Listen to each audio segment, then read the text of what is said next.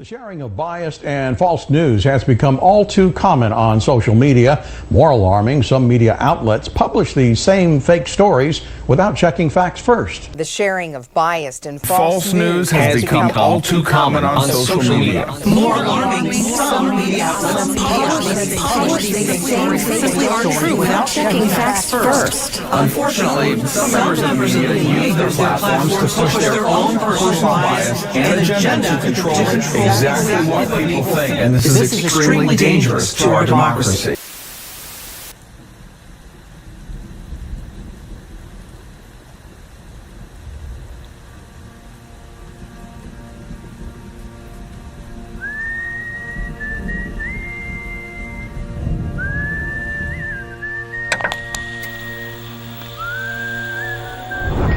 As the world watches and listens in horror, the peaceful pro-democracy demonstration in China comes to a violent and bloody end. Mr. Gorbachev, tear down this wall.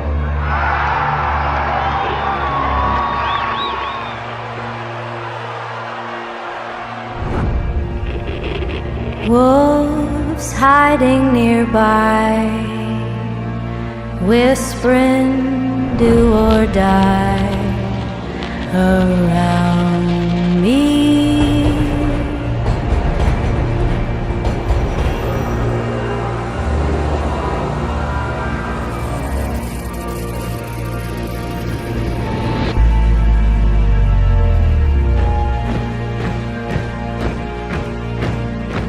You say your last good night while I get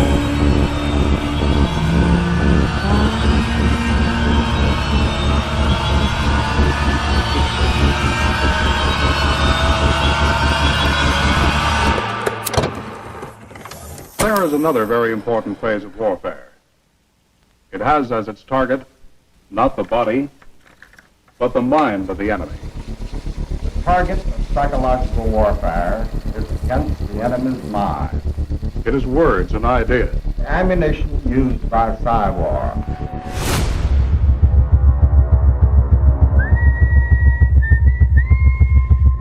Its mission is to influence the thoughts of the enemy soldiers, and at the same time is expected and encouraged to study foreign languages and the social sciences such as history, economics, and sociology. He must have a broad and sympathetic understanding of all phases of human experience. gripping at my skin, the walls of night closing. But the use of this force as an integral part of combat has now taken on new form.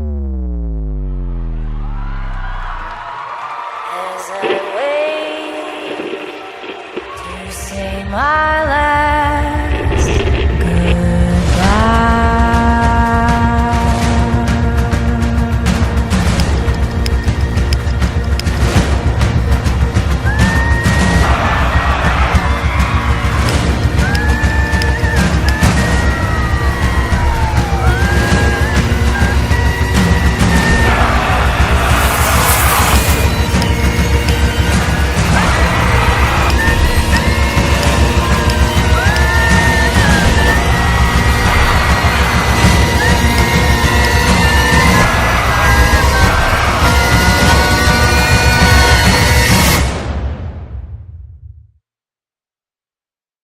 These are the Psywar soldiers.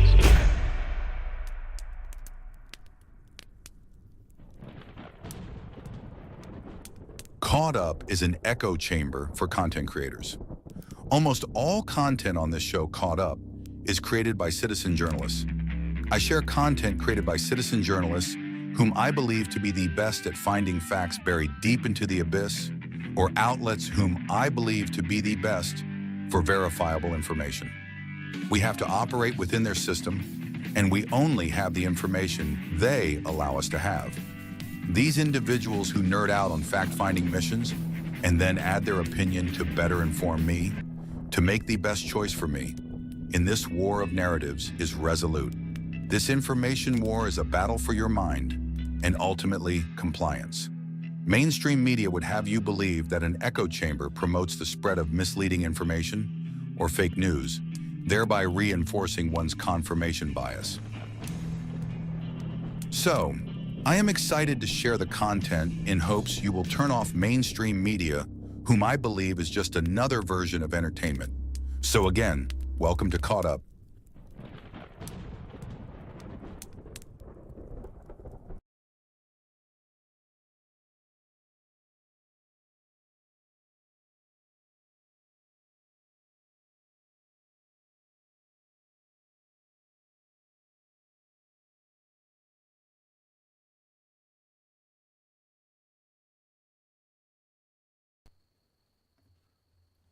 All right, guys, welcome to Caught Up.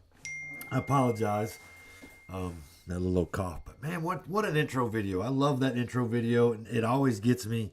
It's interesting. No matter how many times I watch it, it's from the Fourth PSYOP group, and they did a fantastic job. If you really want to know what that video is, it's a recruitment video for those guys that want to get out there and learn how to do psychological warfare. And if you were sitting across from somebody that was watching that video and you were a recruiter, and you could just see in their eyes how, it grabs your attention. So, and I think it fits well with my show Caught Up because, we talk about all kinds of opportunities, but ops for sure. That kind of thing. So, but before we get started, I just want to tell everybody to hit the like button and follow. The live chat's open. We're also on YouTube. I have found a way to make this work on Facebook, YouTube, and Rumble. And we're going to try to push this thing as good as we can. The live stream that's on YouTube is also under Resolute Exposure, the same as the Rumble and the Facebook page. And so, I don't know if anybody's on. It doesn't matter to me as long as they're going to allow it to play. We'll see. It's kind of a test run. The other night we did, I think it was yesterday. Yeah, yesterday, Beth Myers-Reese for Register of Deeds. Excuse me.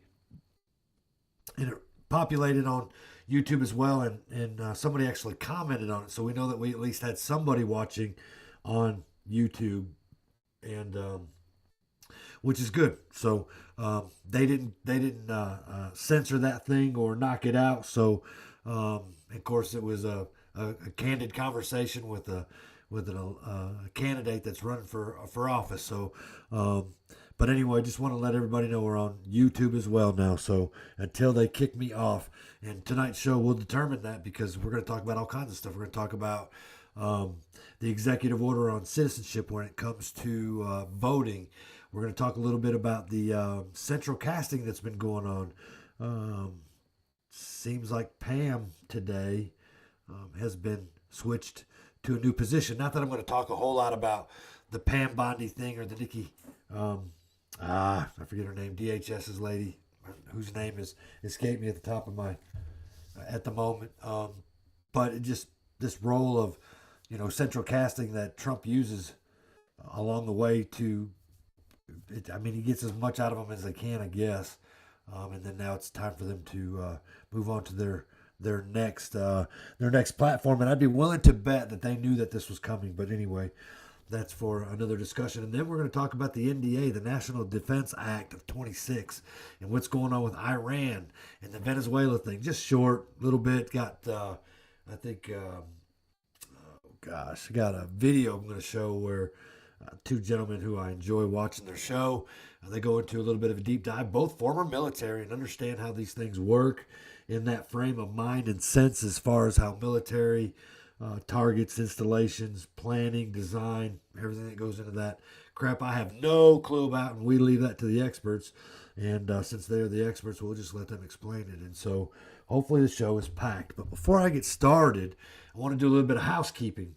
Housekeeping meaning I want to talk a little bit about the stuff that's in Blount County. We obviously got an election coming with commission, mayor, register of deeds, sheriff, that kind of thing. We've hosted, I believe 4 now, with more to come, candidates that are running, and hopefully we get 1 or 2 that are already in position in their position as an elected official that is running for re-election. So if we can get them to come on the show, that would be spot on. We'll give them the same opportunity we give the new candidates. We'll give them the opportunity to say who they are, just like they're starting from scratch, fresh at the beginning. So, but I do want to push and promote two of them. Beth Myers-Reese is running for Register of Deeds, and she's running against her opponent in the primary, and then whoever wins the primary, that's it. They go unopposed on unto the August election. So for them, for Beth, this is her election. So if you believe in what you listened to yesterday, all the wealth of experience that she had when it came to titles and deeds and all that stuff, her education that comes with it, everything she said in that show last night, sounds like an amazing candidate that would do a fantastic job at the position that she is running for. But it's important to know that this is her election come May. May 5th is her election. Win or lose, she goes on, if she wins, to run that after August unopposed. Or if she loses, then the other lady whose name has escaped me, but I can tell you she's been in her position for a long, long time. Know nothing about her. She has the same opportunity as Beth and to come on and talk. And so if she does, that would be fantastic. But if not, then, it is what it is. But at the moment, we're going to promote and push Beth. And so if you are ready for change at the Register of Deeds in Blount County, then May 5th, vote for Beth Myers-Reese for that position and remove what's been there for decades and seems to be tied to a family name. So anyway, what up, Caught Up? I got Danny Elson in the chat, it looks like. I got Ed Reno and Kim Tipton on Rumble. So far, nobody on YouTube, but what I can tell you is that I see all of the chats at the same time now, regardless of what platform you're on. And look here, Mr. People on the Porch.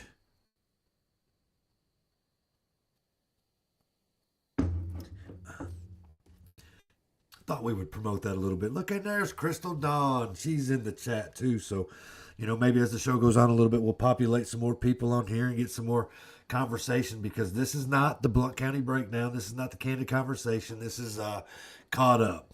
And we're going to do our best to get caught up on some national stuff that people try to make it appear as though these things really don't exist, that they're not real. Like elections are just, hunky-dory, fancy, well-go-lucky type things. And we can show you that on at least a federal level, that elections are far from fair, safe, and transparent, and people don't like to hear that stuff, but I like to promote it. So the next person I want to talk about for a minute, I want to do my general housekeeping, is Jerry Burns for sheriff. I have no problem announcing him. Love the new microphone setup, and it looks profesh. Thank you. Farrah Williams on there. Hey, we like Miss Farrah Williams too. Her district is running. She needs somebody out there. She wants all that promotion that she can get to. We like Farrah. She did a fantastic Candid Conversation. And so, yeah, if you're in District 4 and you're looking for that kind of change. Did I say that right, Farrah? I don't have your thing up in front of me, so if I got the wrong district, shame on me. But if I did get the right district, then, yeah, she's the one you want anyway. So, but the microphone's been the same. Actually, this thing kind of got loose, and I couldn't keep it in the position that I wanted, but I flipped it around and turned it around, and apparently it works a little bit better. Kind of looks cool. So thank you, Danny, for that. So, but back to Jerry Burns for sheriff. I can tell you that I would vote for Jerry Burns for sheriff, because Sheriff Barong, the guy that's been in that position for sheriff for 37 years, just based on that alone, I'm voting for Jerry Burns.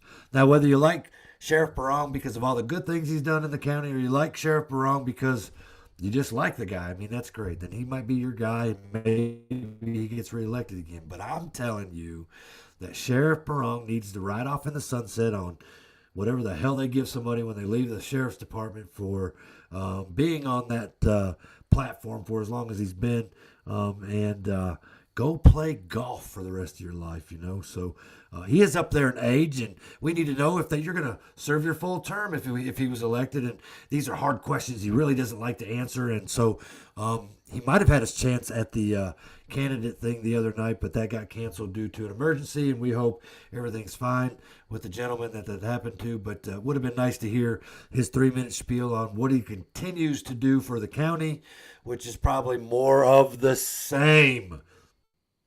If you like what's been going on in the county for the last 37 years, then he's your guy. But what I can tell you is Jerry Burns, a young guy running on term limits. He's in his 40s. Handsome, martial arts, does a lot of stuff with the community. He's out there. He's super transparent. He wants everybody to know who he is.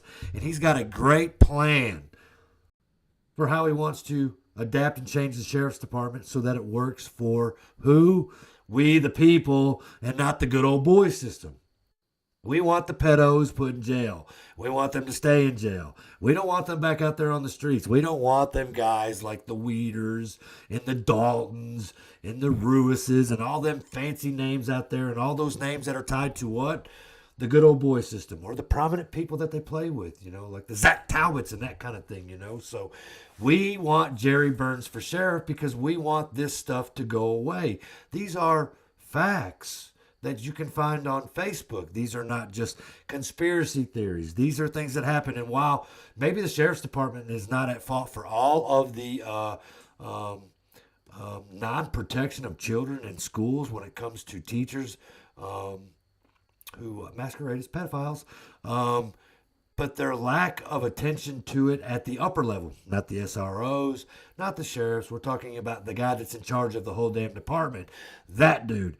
He could have challenged the DA to do a little more. He could have come out and said, we did everything we could in our power, and it's the DA's time to step up, and it's the judge's time to do it and step up, but they didn't do that. They just kind of said we went as far as we did, and it moved up the next chain, and they said we just sort of did what we did. And then you had the two black robes up there. They just sort of conspired to do what they did. And what they do, they gave them sweetheart deals. These people pled guilty to touching our community's children while they were in school or other areas, maybe churches. They did these things, not us. And they were allowed leniency. So it's a top to bottom institutional lack of control that has to be changed. And just for that right there, I want to send Sheriff Barong off on his little watch that they give you for retirement that tells time so that he can tee off when it's time to tee off every single day in the sunset, somewhere out there near his home. Vote Jerry Burns. It's May 5th. This is his election. There is nothing after that. It's a primary. There's no one else running unopposed. If Jerry doesn't get elected May 5th, then the feeling that we have is Barong will hang around for another year or so, and then he'll appoint someone to his position to be there till the next election, which means we didn't get to vote for the individual that we want for sheriff. We did not get to vote for that individual. And so Jerry Burns is the guy that we want to vote. We want to get that guy in there. We want to make sure that Jerry Burns is the next sheriff. He wants to put DARE back in the schools. He wants to be tough on drug trafficking. He wants to protect the children. And he's on term limits. He wants to do 2 terms and ride off into the sunset and let somebody else come in and carry on the progress from the program that we, the people, have been trying to vote for. So Jerry Burns is my guy. That's who I'm voting for. I don't know. I don't have nothing against Barong. Just, he's too old. Is he going to make it? And then here's the other thing. If he decides, and the people decide to vote him in, if that was real, shouldn't we have a special election to make sure that we get a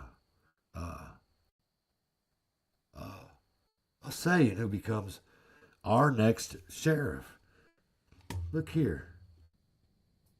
You wanting to get in here, Mr. Dead Man Walking?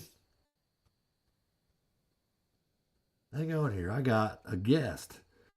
You got to turn your volume on. You're muted, my friend. This is Jason Payne. Apparently he's decided to come and join me. Good now? I can hear you. I can hear you. The people out there want to know if you're going to talk a little bit. Yeah, maybe. Maybe. Anyway, I was plugging Jerry Burns for sheriff. I was explaining all the reasons why I like Jerry. I was just trying to get a little bit of housekeeping out of the way before I got into my caught up episode. At the moment, I got a little bit of a fly that's trying to interfere He took me to with lunch, my Jack. show. Who took you to lunch? Jerry Burns? No, you got that kind of inside contact with Jerry. You get to go to lunch with the man? Evidently. Holy cow. I thought that was pretty cool. I think that's amazing, man. I absolutely think. Hey, you know what? You're coming on tomorrow for Candid Conversation, are you not? Oh, yes, sir. Yes, sir. He's going to get on there and talk about all the things he's done. He's building relationships in his community, one mailbox at a time. Mailbox at a time. That's right. We'll get into that a little bit tomorrow if that's what he wants to do. But, man, it's good. You're going to hang out with me? Is that what you're going to do? I will. You're more than welcome to.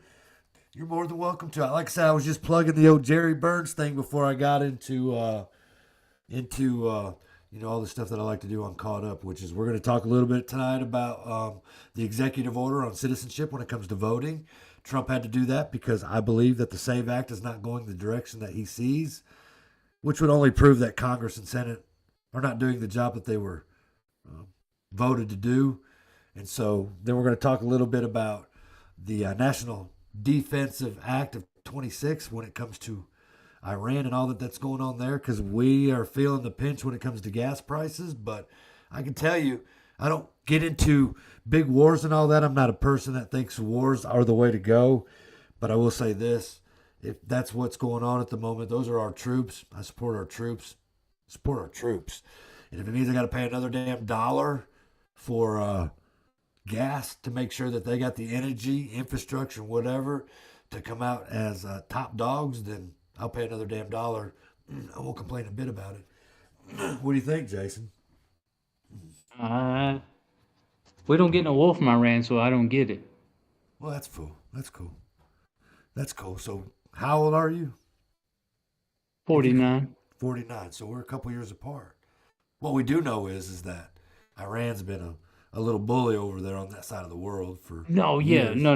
I'm saying I don't know why gas went up because we don't get no oil from them. So the gas went up because that's way to support making sure that the fuel that they need to carry on with the operation that's going on. That's all a wartime effort. That right there, the gas, the raising, anything petroleum based, I would say, which is sucky because all of that stuff that's coming from that side of the world has nothing to do with the United States of America. We have our own. We have our own unlimited. Now, people don't believe that they're afraid that our resources are going to run out. No, we got more than anybody. I believe that if we believe in God and God created this earth, that's a replenishing thing. We are allowed to have those things that are replenished. I'm not saying that we're supposed to abuse them, and a lot of abuse comes from it, but I don't know that we'll ever run out of that stuff. You know what I mean? So, but we don't need the stuff that they have over there. France, Europe, South Korea, China. Those countries need those things, not the United States of America. So, in essence, we're sort of helping them by allowing Trump, I guess, if that's the right word, to carry on with this Operation War, whatever word you want to use for it,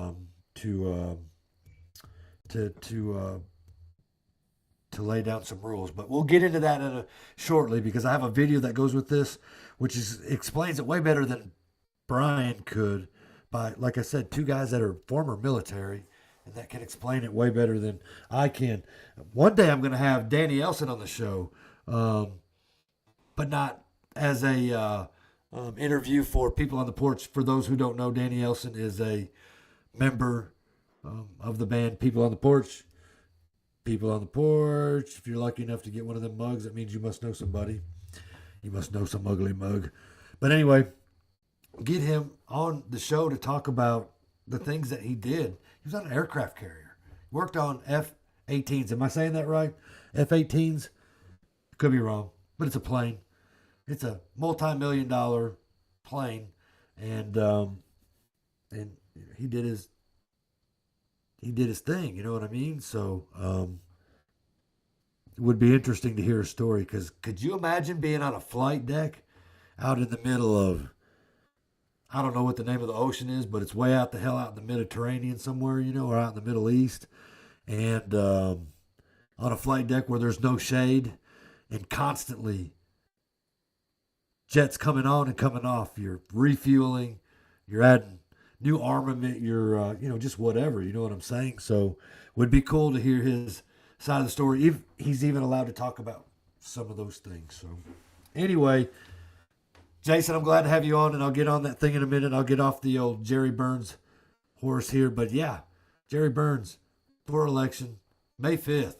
Again, I promote voting day of.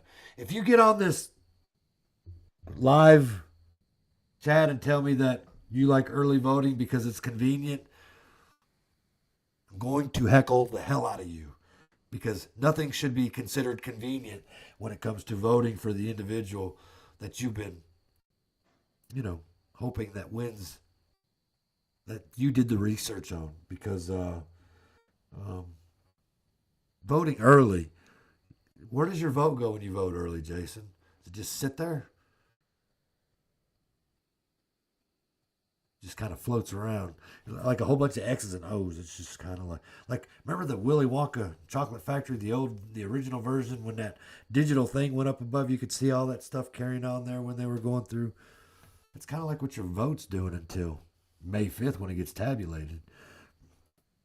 I'm not comfortable with letting my vote just linger around out there in the atmosphere until someone decides to grab it and then maybe not put the vote that I actually voted for on there. So I don't know.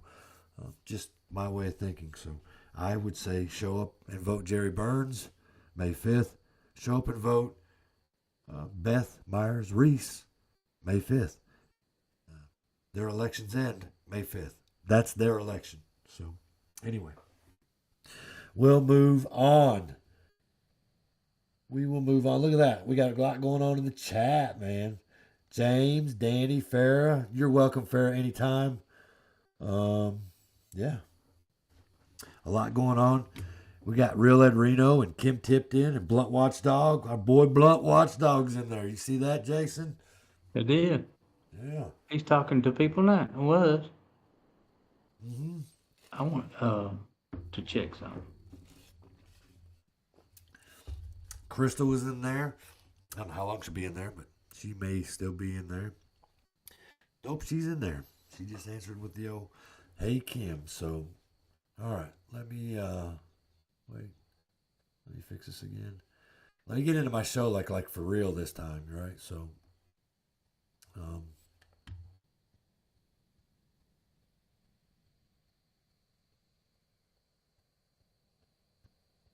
what should we talk about first? Let's talk about the executive order. Give me a second, guys. I am trying to find. There it is. Wait. And here. Let's see. Let's go back. Any of you all ever looked up? Have you, Jason? You ever looked up the White House? What do you mean? It shows you all the executive orders. Let's put this over. No, I know that none of them mean squat. Well, they don't mean squat because for some reason, but it's how presidents are operating in the last 20 years. So, but right here, it's called whitehouse.gov, and every president has it. Just because Trump's on this one doesn't mean he did this for himself. Even stupid ass Joe Biden had his. So, and he wasn't even a real president.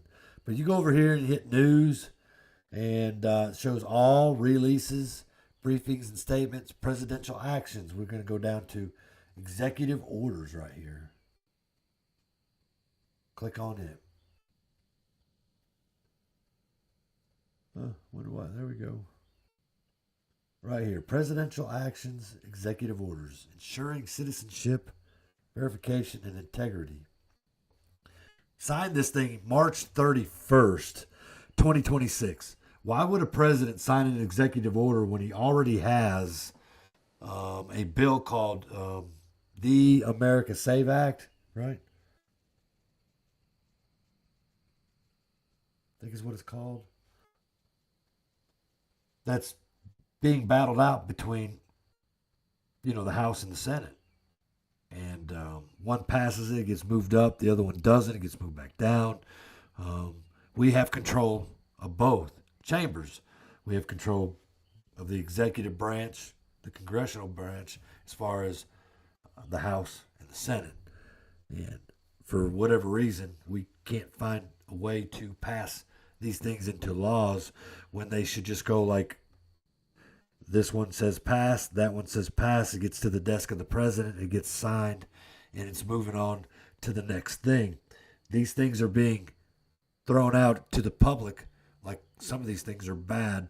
The Save America Act, I don't know if you've ever read it or looked into it, but it goes into great detail about what you can and can't do on a federal level. Did you ever look into it, Jason?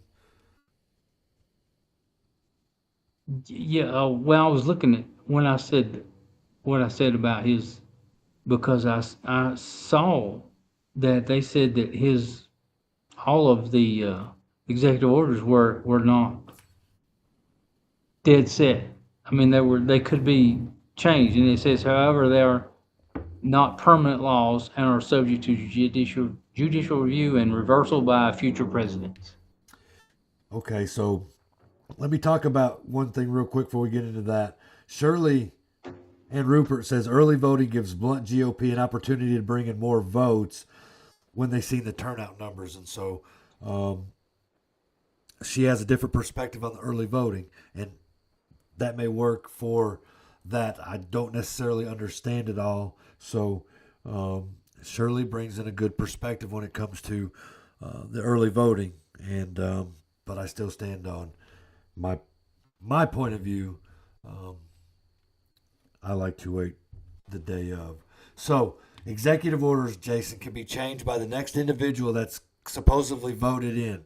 So all these executive orders that are being done since Trump was reelected last year in January can all be redone again when the next guy comes in that's reelected or elected, and he can remove them all. First thing he did was when Trump came in was basically remove anything related to the Biden so-called presidency. All those executive orders basically are all null and void. Everything that had to do with the woke ideology, kids, athletes, men playing in women's sports, how colleges are handled, and so on and so forth, they've all been reversed.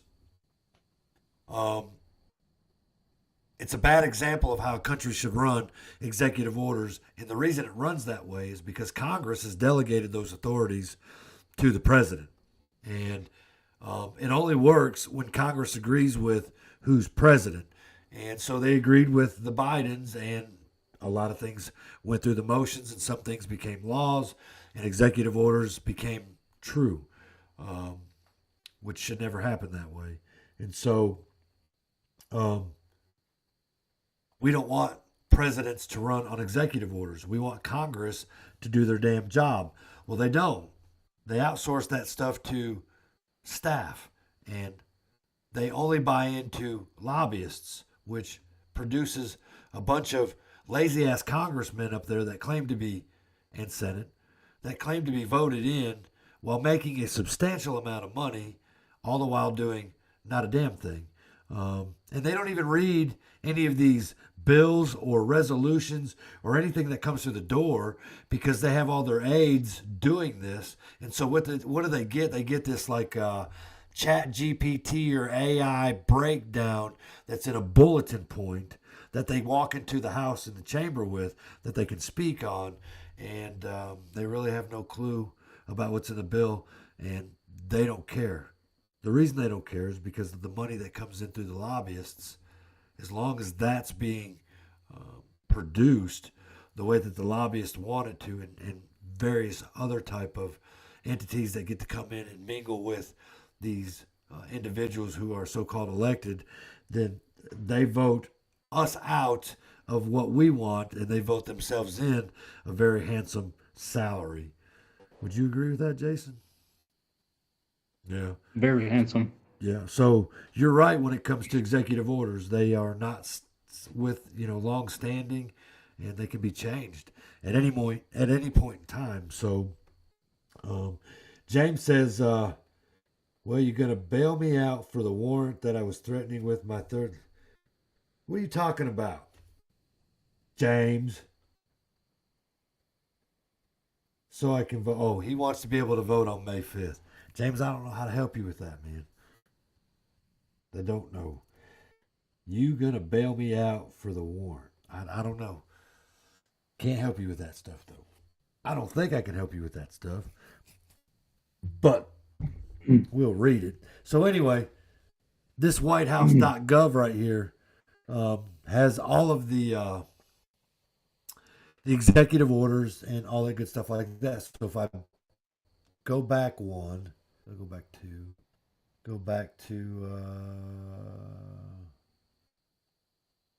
fact sheets. We go to fact sheets right here. Watch this. Now, this is where it gets interesting because it gets into the facts. That's why they call it the fact sheet. It says verifying eligibility in federal elections. The fact that we have to go down this avenue is stupid.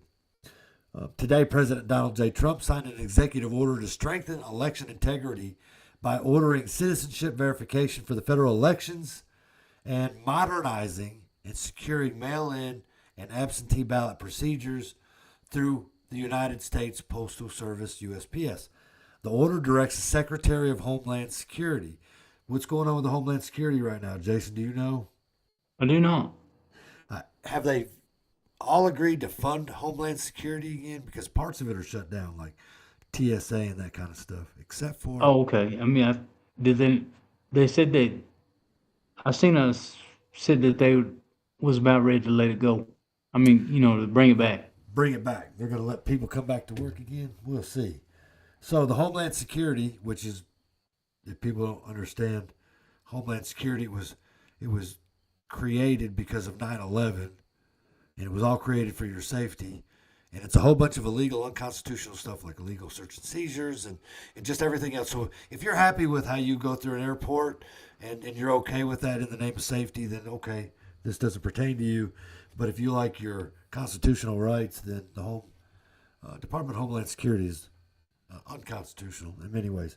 In coordination with the Social Security Administration to compile and transmit to each state, listen to this, to compile and transmit to each state a state citizenship list of confirmed U.S. citizens who will be 18 or older at the time of the next upcoming federal election and resides in that state. So now they're telling you, the federal government is, they're going to send the states a legitimate list of legal voters over the age of 18 for federal elections.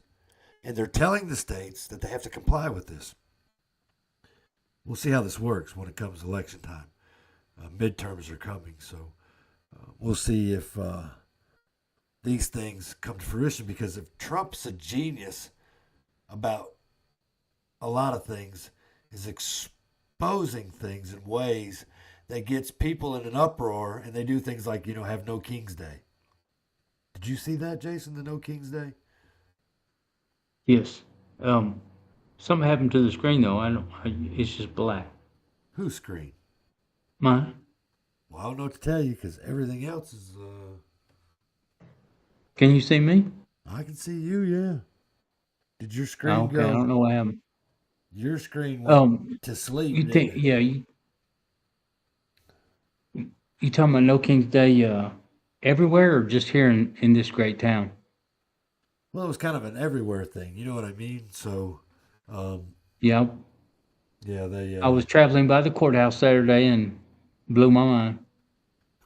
So, how many elderly or young children did you see at No King's Day? When I first went through, it was about 90% elderly. Like, they have a field trip for all the old folks' homes around here. They're like, guess what? On this day, we're going to go to this place. And we're going to stand on the side of the road, and we're going to give you all these signs to hold up because they're, that like a kindergarten, those people you're talking about, like 90% of them, have real issues staying in the lines when they color. And so those signs look awful pretty that a bunch of elderly people made them. I don't believe they made them either. So they're all standing out there, being told what to do on No King's Day. So these are the kind of things that happen when we allow people that claim to be elected to run our country. The order redirects or directs the Postmaster General to initiate rulemaking to require all mail-in and absentee ballots as transmitted by USPS to be placed in secure ballot envelopes marked as official election mail with unique intelligent mail barcodes that facilitate tracking. Why is the United States Postal Service falling under an executive order? And the only thing I can tell you is because in 2020, they did some uncharacteristically different things that they would normally do when it came into mail-in ballots. And they were found to have thrown some of those ballots away. And so why would you have tracking on ballots, mail-in ballots, so that if you ever threw them in the dump, Jason, you could find them? Yeah, according to the videos we saw. Yeah. So it says the order directs the Attorney General to prioritize the investigation and prosecution under applicable federal statutes of election officials, individuals, and other entities that violate the law by using or distributing federal ballots to ineligible voters, and two, in coordination with other relevant agencies, withhold federal funds from non-compliant states and localities as appropriate. It's crazy that we have to come up with these type of rules, that we have to make common sense rules, executive orders or laws, because of all of the illegal type of shenanigans that go on when it comes to elections. And I believe that happens at a local level, state level, and a federal level. I believe they do it at a local level, and when they get very good at it, then they move up into a state level position. And then when they get good at it at a state level position, then they move into a federal level position, and that's where they really, really start to shine, making that kind of money. Are they going to have like ice and whatnot at certain polling stations to make sure that they're going by the rules? I don't know. I don't. In state elections, I don't think they're allowed to do that. Federal elections, they might be. And see, that's the thing. When Trump does things like this, he does things that he's within the gray area of the law. And it forces people to either accept it or complain. And then when that happens, it gets thrown into the court of public opinion, which usually ends up in a real court that gets appealed 2 or 3 times, that ends up in a Supreme Court, which so far, almost everything that he's done has been legal per the Supreme Court. The tariffs, they did their thing with that, but what they did was they actually defined what he was allowed to do and not to do. And so he just went a different direction with the tariffs and never lost I don't think he ever lost a penny. Kim says, I don't think FEMA's funded. I heard him say they didn't do anything anyway. So we're talking TSA, FEMA. We're talking the important things, the border.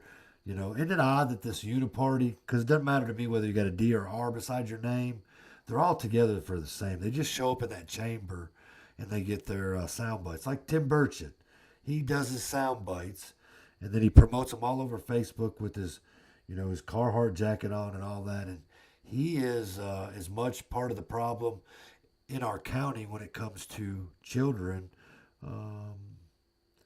not being protected as the sheriff and everything else. And so he has these little special podcasts that he does.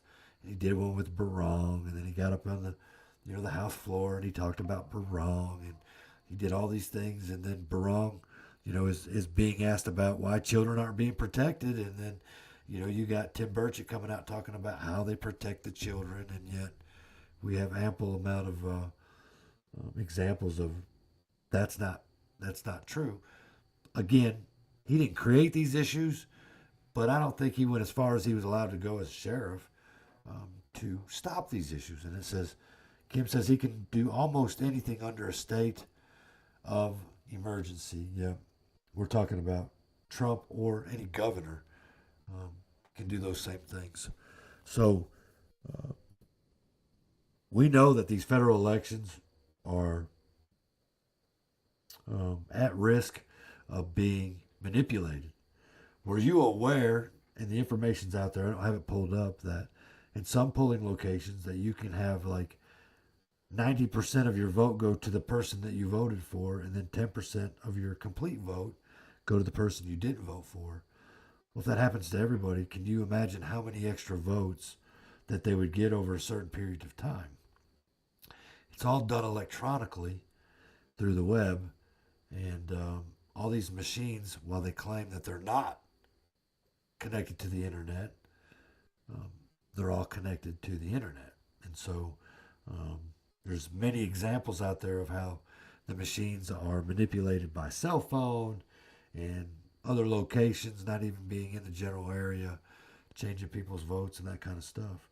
So I'm big on voting day of for that very reason right there. You know what I mean? So, but the fact that you got to write an executive order because Congress and Senate won't do their job when they control everything right now. They could pass this with flying colors. The bill goes to the Senate, goes to the House. Jason, it goes to the desk, it gets signed. You have to have a real ID to vote. You have to show proof of citizenship to get a real ID. A real ID gives you access in the airport, which again, unconstitutional, gives you access to military bases. Those kinds of things, you know what I mean? Makes it difficult for someone else that's not here legally to be able to participate in things that he's not allowed to participate in, which is elections, which should be various forms of welfare, housing, and all those kinds of things. So all of this stuff ties in, together hand in hand. It just is just this big giant web of shit out there. You know what I mean, Jason? Yeah, it's the Democrat voter base. Well, you say Democrat, but I say it's a complete uniparty. Well, I mean, the illegals. That's definitely the Democratic voting base, yeah. The ones without the license. Yeah, because they can't prove that they're citizens. So, people complain about the real ID and all that, but when you're born, the federal government gives you a birth certificate and a Social Security card. You already have a number and a point of origin and a date of birth. That's already in a database that belongs to the federal government, your state government, and your local government. That's already there. So they already have this information in that database. You just have to prove when you show up to get the real ID. And here's the thing, if you show up to if you go get your passport first, then you take your passport and you go get your real ID, that process is much faster because you've already proven citizenship because you're showing up at the DMV to get your real ID with a passport. Does that make sense? So it's not like bringing 3 different pieces of paper, your birth certificate, where you live, an electric bill, something that's mailed to your home that's got your name on it, so you go get your passport first, then you go get your real ID. And it removes some of these so-called fail-safes that we have people that we're supposed to depend on to make sure that these things don't happen. There's a thing called an ERIC system. I've done shows on this. If you go back through the history on Rumble especially, they save every single show that I've ever done. I've done 128 episodes of Caught Up. You can go back and see them all. I've done 15 or 20 episodes on burning the oil, which is a faith-based type of thing. You know what I mean? I've done, All Things Dave, 3 or 4 episodes of that. Blunt County Breakdown. We've done those now, those kinds of things. Rumble keeps all of that. You can go back and there's this thing called the ERIC system, ERIC, election, something. And it's an entity made by the federal government that goes to each state, and its job is to help you with elections. Why is the federal government involved in elections on that level? Well, what does the ERIC system do?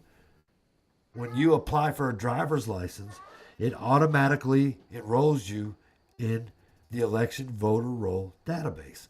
So when you come across the border illegally and then you go apply for a driver's license, they're being added to a database for voter elections. And when those numbers don't reach the numbers that they need during an election cycle, well, those illegals, they're not showing up at the polls legitimately voting. I've never seen a whole bunch of illegals that can't speak English at the voter polls, because I'll tell you right now, I will give them the what for and the how comes. If you can't speak English, I can tell you right now, you're not a legal citizen of the United States. In order to get that, you have to recite certain things in English, not Spanish, not Portuguese. Yes, they do. Not in Indian. Not in whatever, Hebrew, whatever. You have to recite it in English. So if you get this, well, this ERIC system automatically enrolls them in the voter registration. So if they're low votes on a candidate that they want to win, what do? They early vote, or they extend the voting date past the time. And slowly but surely you see on them graphs where the individual that was truly not the winner slowly starts to creep up and become the winner over time. And how does that happen? Just like you said, Jason, their voting base is all illegals. And the ERIC system is, the state of Tennessee claims they don't use it. They got like half the country, 23 states that do and 26 that don't. Hey, I'm going to throw you out of here. That's a damn cat. So, yeah, all of this ties in together. Protecting the integrity of our elections. It talks about in this fact sheet of executive orders, making elections secure again. All we heard was in 2020 was how secure the most secure elections ever. Everybody came out and said it. Even the ones that Trump endorsed over a period of time, they still came out and said that the elections were secure when Trump was out there trying to tell people that there were issues, things were being manipulated, the mail-in voting, and so on and so forth. And let me do something here real quick, Jason. If you say a lie enough, it becomes truth. This podcast is for informational and entertainment purposes only. The views expressed are those of the hosts and guests and do not constitute professional advice. We make no representations or warranties regarding the accuracy, completeness, or applicability of the content. And you guys know I'm from Heritage. I graduated. Kitty, she says. See? What kind of show can you have where your cat directly involves making the show rough on you? You know what I'm saying? So you don't get that when you watch mainstream media. You don't see that this type of great journalism on NBC, CBS, Fox, and all them other stupid names. So it says, unlike the Biden administration, which pursued its political agenda instead of fair elections, President Trump is putting the American people back in charge. Trump is following through on his promise to secure our elections. On the campaign trail in 24, Trump vowed, we will secure our elections. They will be secure once and for all. He's doing this because Congress is not doing their job, because Senate is not doing their job. And right now, if you believe in Republican and Democrat, it's controlled by the Republicans. Elections should be codified one day, no early voting, no extended voting, mail-in ballots based on certain restrictions, and that's it. That's it. That's it. You're off of work. You go vote. That's it. And Kim says the elderly nursing homes come back into play at election time. They sure as hell do. They sure as hell do. So that's the EO there. And you can find it at whitehouse.gov. And it's pretty good because everything and anything that Trump does is on that website. Everything. When it comes to our country as a whole. Let me pull up. You ever seen this NDA, Jason? NDS, my bad, NDS. It's the Department of War's 2026 National Defense Strategy, right? And in this thing, it talks about hemispherical control. You ever heard of that? What? Hemispherical control. Oh,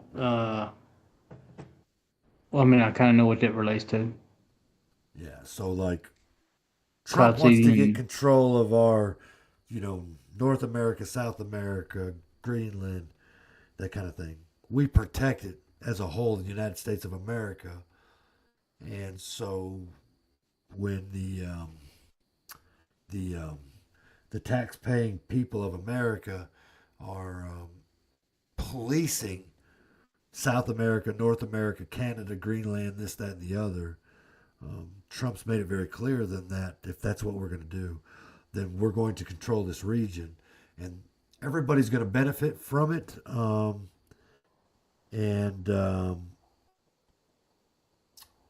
so you need to get involved, which is where you hear Canada's the 51st state, Greenland's 52nd state, all these stupid things, that kind of thing. It's why he created the cartels as terrorist groups so that he could go after them in a militarily way versus other avenues that aren't exactly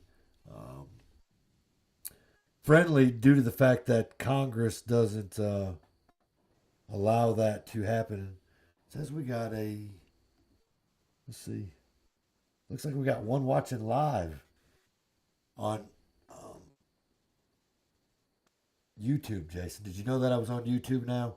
Or we are on YouTube now? So until they kick me off, they do that pretty good.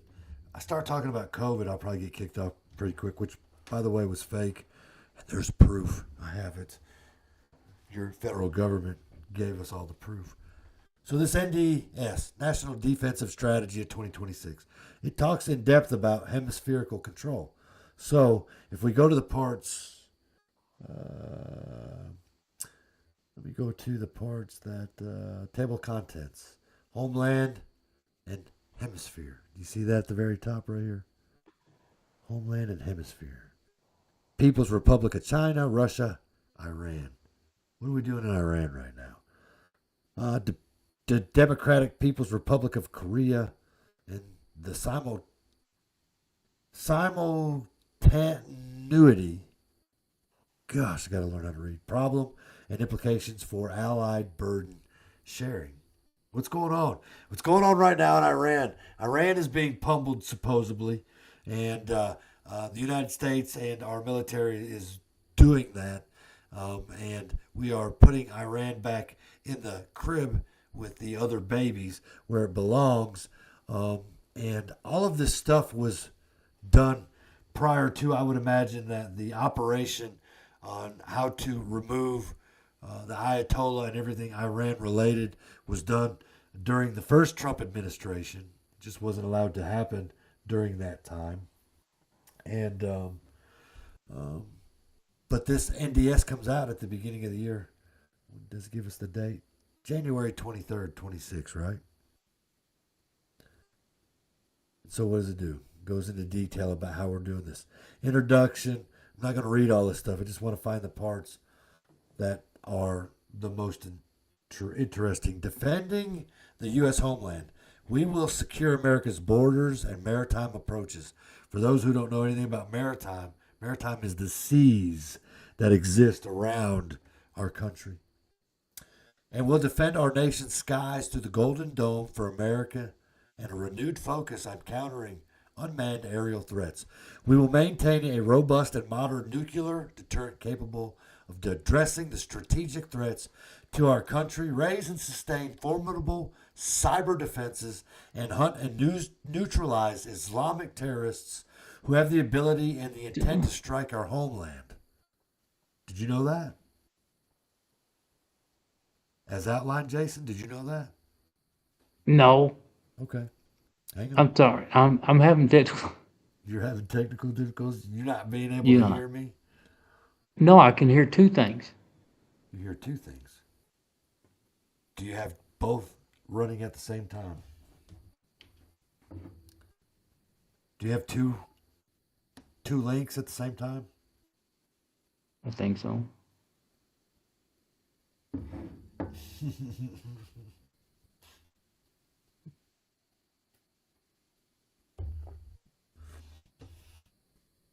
I didn't know Jason was coming on, and I'm pretty sure Jason didn't know I was going to do this to him since he came on.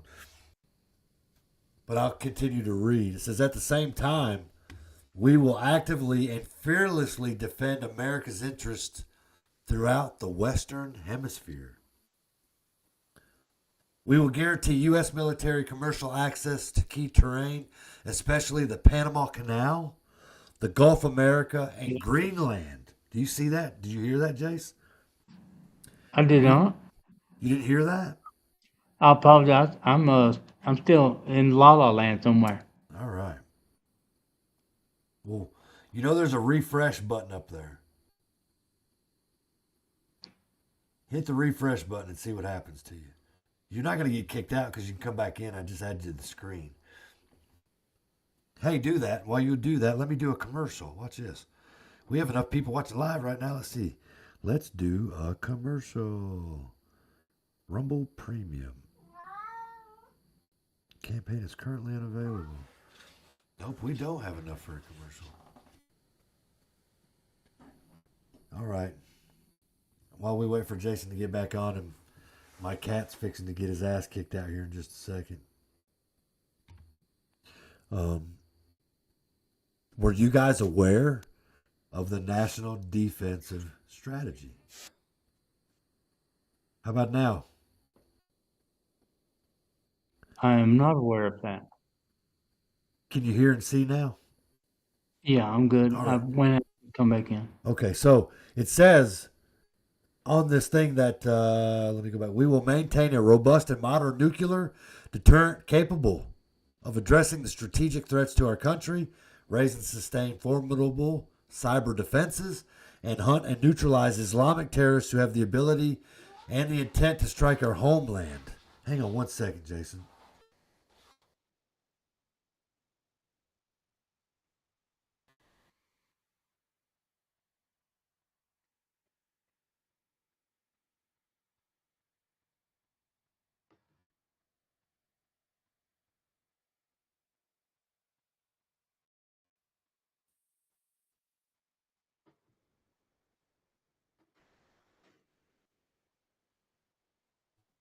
Well, the cat just got kicked.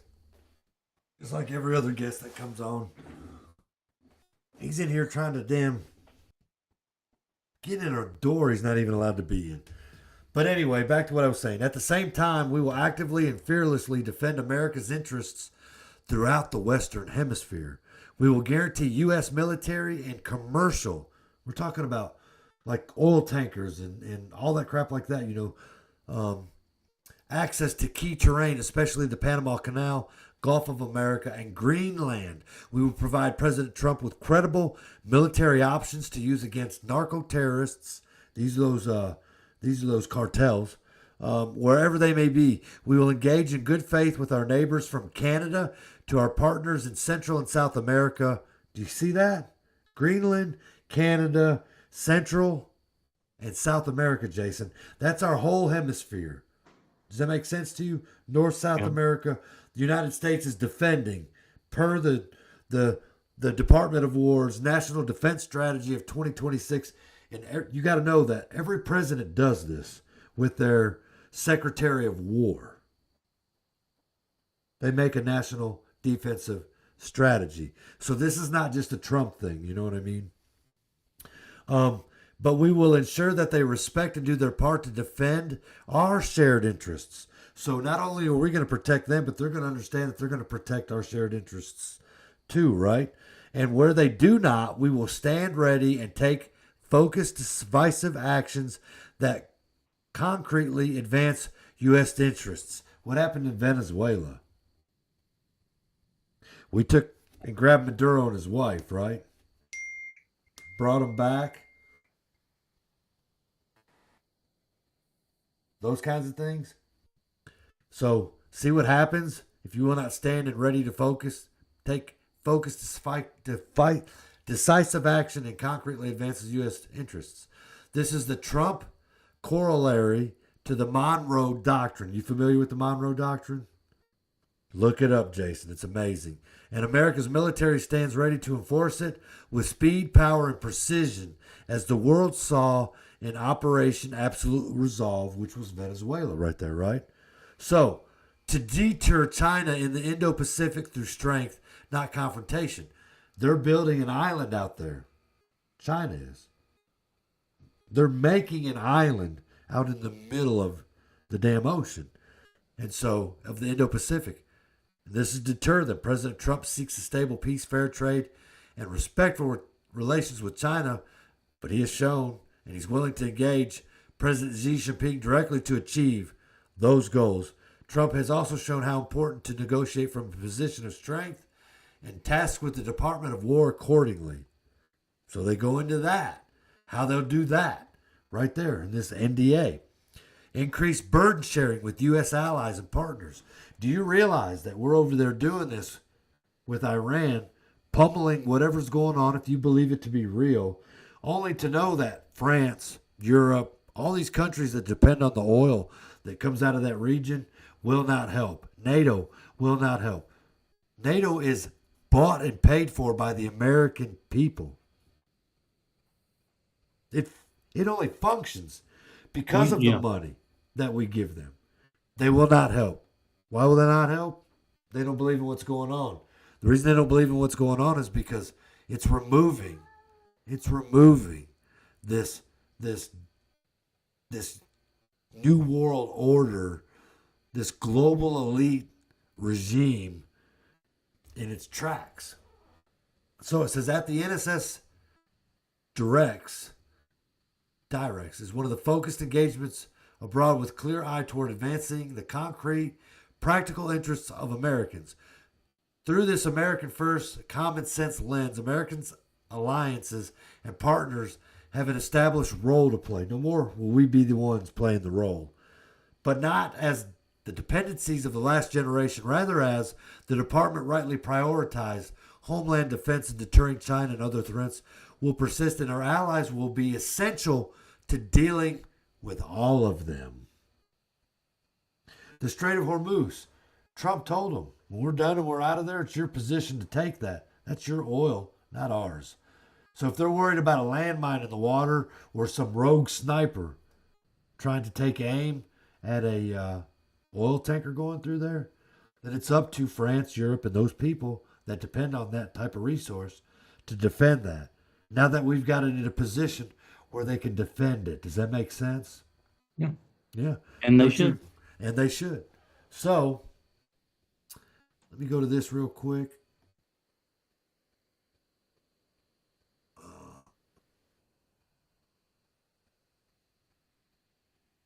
I'm going to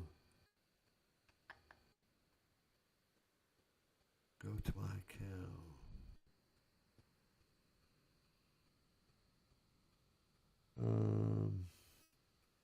No. Hang on, guys. My bad. Right here.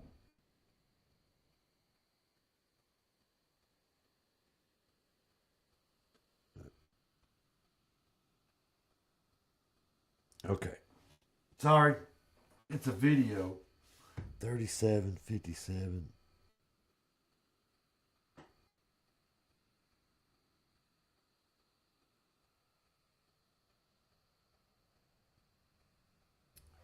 All right.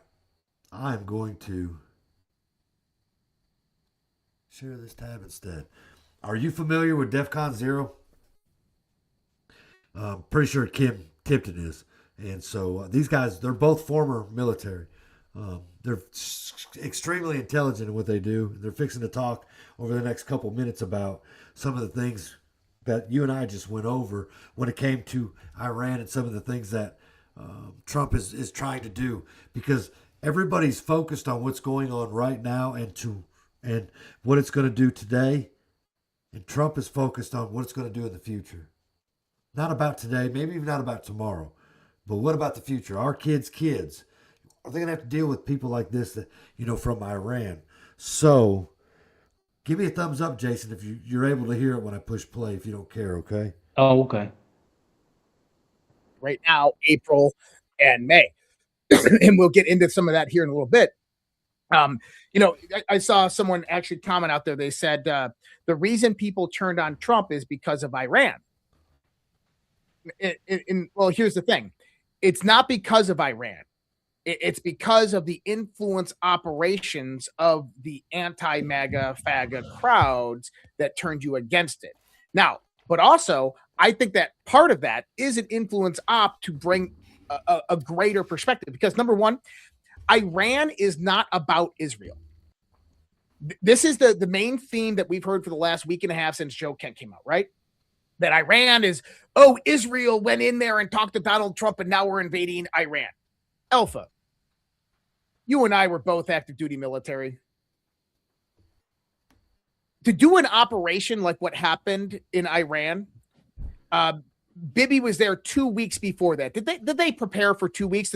Did Bibi come in, whisper in Donald Trump's ear and say, I have some intelligence for you? Open up a red folder, show him the intelligence, and Donald Trump just says, get the whole Navy over there now, get the MEUs done, get the 82nd Airborne active, and let's start bombing the shit out of them. Is that how that operates? Not even a remote chance that that's even physically possible. It can't, because we have a system of checks and balances.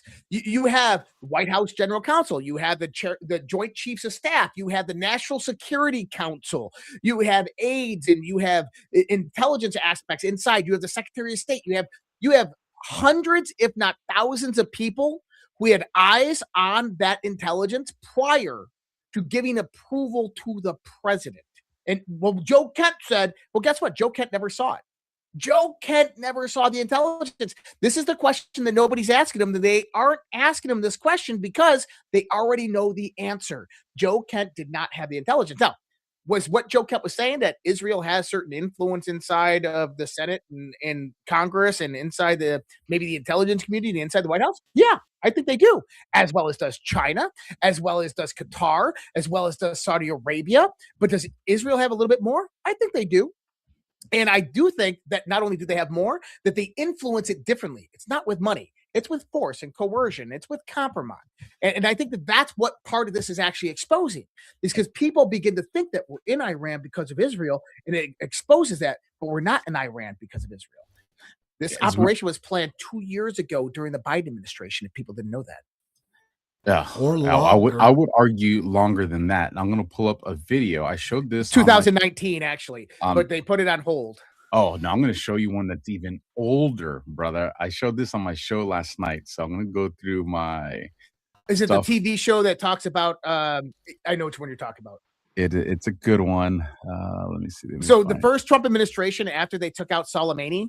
Yeah, buy me some time while I look for this real quick. During the first Trump administration in 2019, after they took out Soleimani, this operation actually began its planning phases. And so during the Biden administration, the military kept on drilling for this scenario, but most of it was done through Israel's part.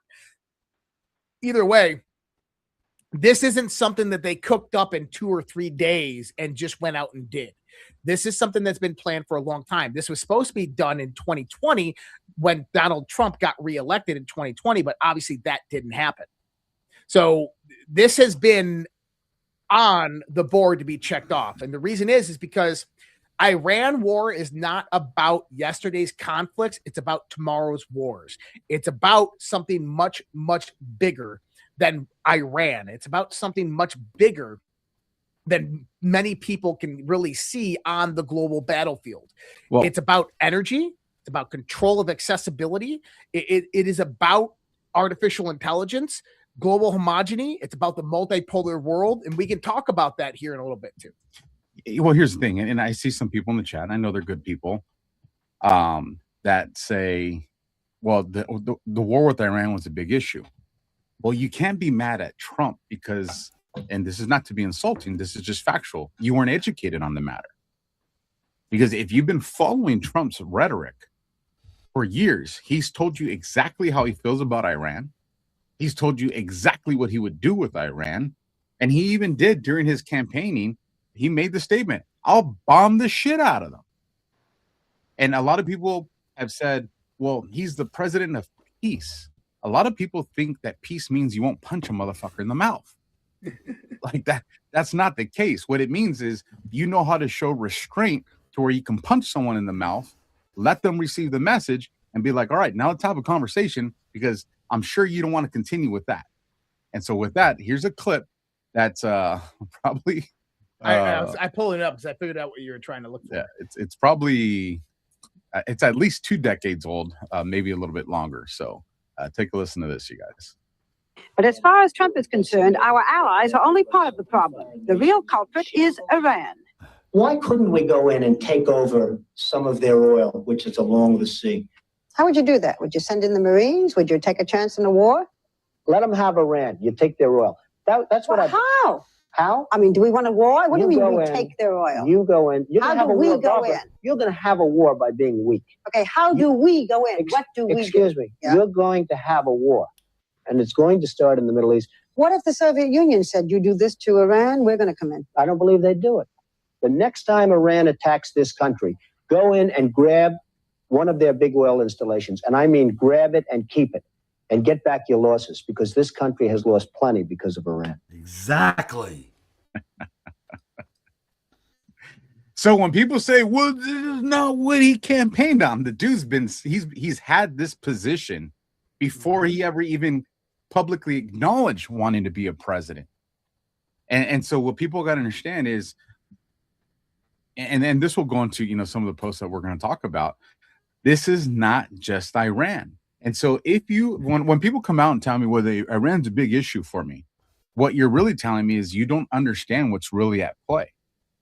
This has never been just about Iran. That's right. You know, this has always been, at minimum, but I would say one of the priority reasons, it's always been about energy and the artificial intelligence race, which takes us back to China.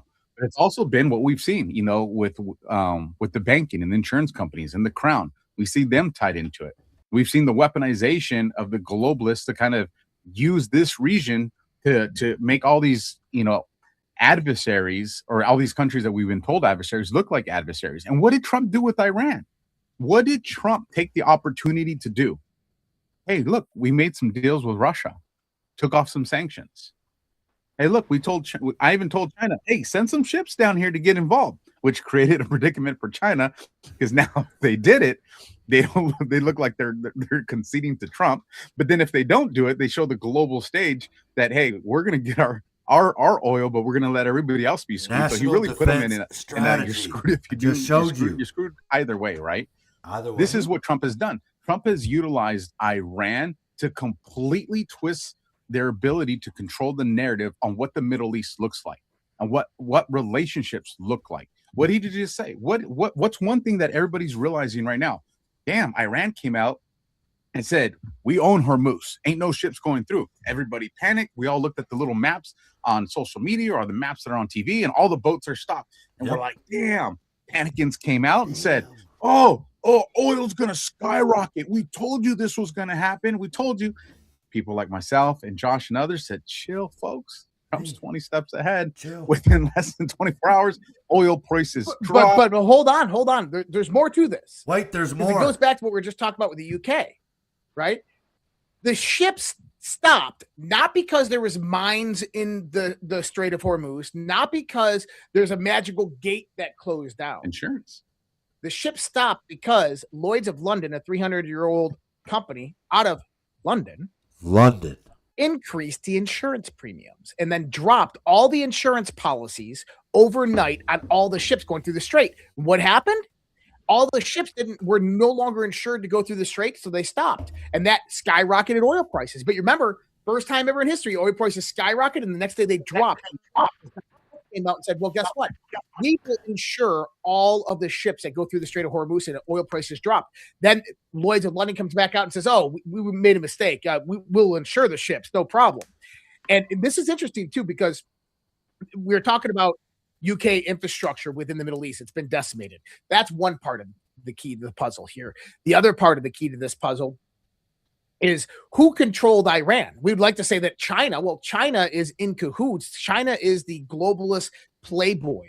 This is a country that was synthetically created by the European globalist to rise up and take power in the world, to formulate the one world government. That's what China is. It was financed through the Rothschild families, through massive amounts of European financiers. You go back to the 1960s, Nabritsky, you have Soros, you have all of these guys that are playing a part, Kissinger, into the development of Mao, of the Industrial Revolution, funded by Western financiers, primarily European, that built China up. This came into plan in the 1990s with Bill Clinton, NAFTA and GATT, and moving all the jobs over there. China was meant to be the production manufacturing powerhouse of the world when you started to segment the world into the one world government.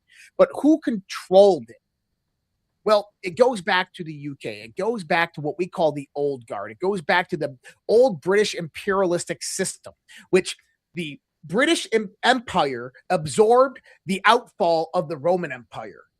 Right? Byzantine Empire, Roman Empire. Then you have the British Empire. The British Empire didn't go away. It got absorbed through intermediary kind of rules-based international order. The best way to put it is a rules-based international order. Think tanks, Chatting House, Council of Foreign Relations, Trilateral Committee, NGOs, World Bank, the United Nations. Yep. That infrastructure absorbed the old British Empire, but the London banking cartel stayed pertinent within that and financed global trade and made sure that they had a hook on all global resources, specifically in the Middle East. And this is why you saw a lot of the Iraq infrastructure for oil is the UK. Well, why isn't the United States of America? Shouldn't we went in there like Donald Trump said and took the Iraqi oil? Well, because the UK went in there and got the majority of the contracts. Well, what about the infrastructure that Iran bombed in Qatar? Well, that was UK infrastructure, and that's being decimated.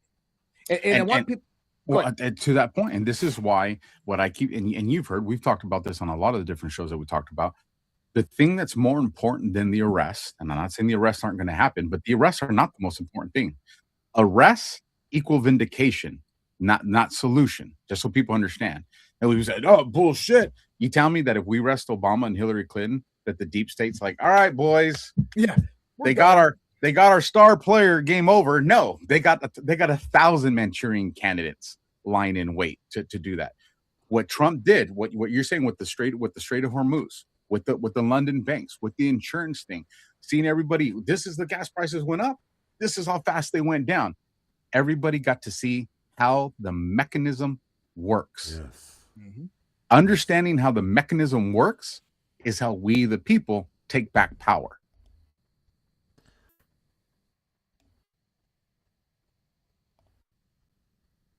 How we, the people, take back power. So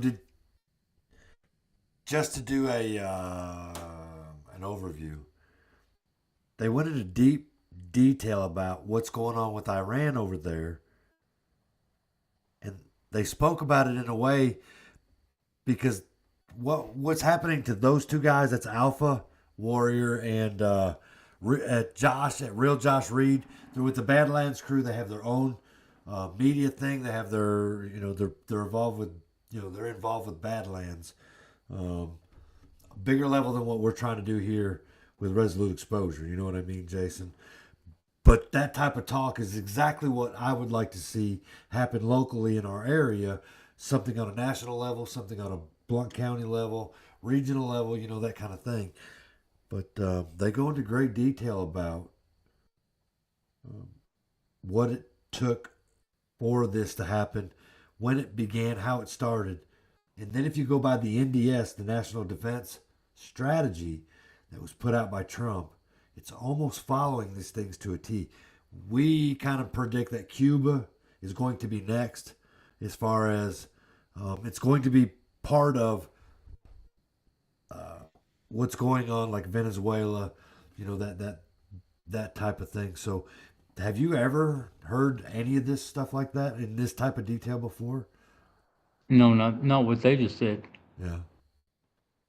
Because they're former military, I tend to maybe rely on the information that they give. I'm not saying that it's completely factual because it's an opinion of theirs. They're not in there, so they don't got the information that they would if they were part of the operation, though. Right. But because they were part of operational stuff, if you go back and look up what Alpha Warrior did, Josh, what he was a part of, as far as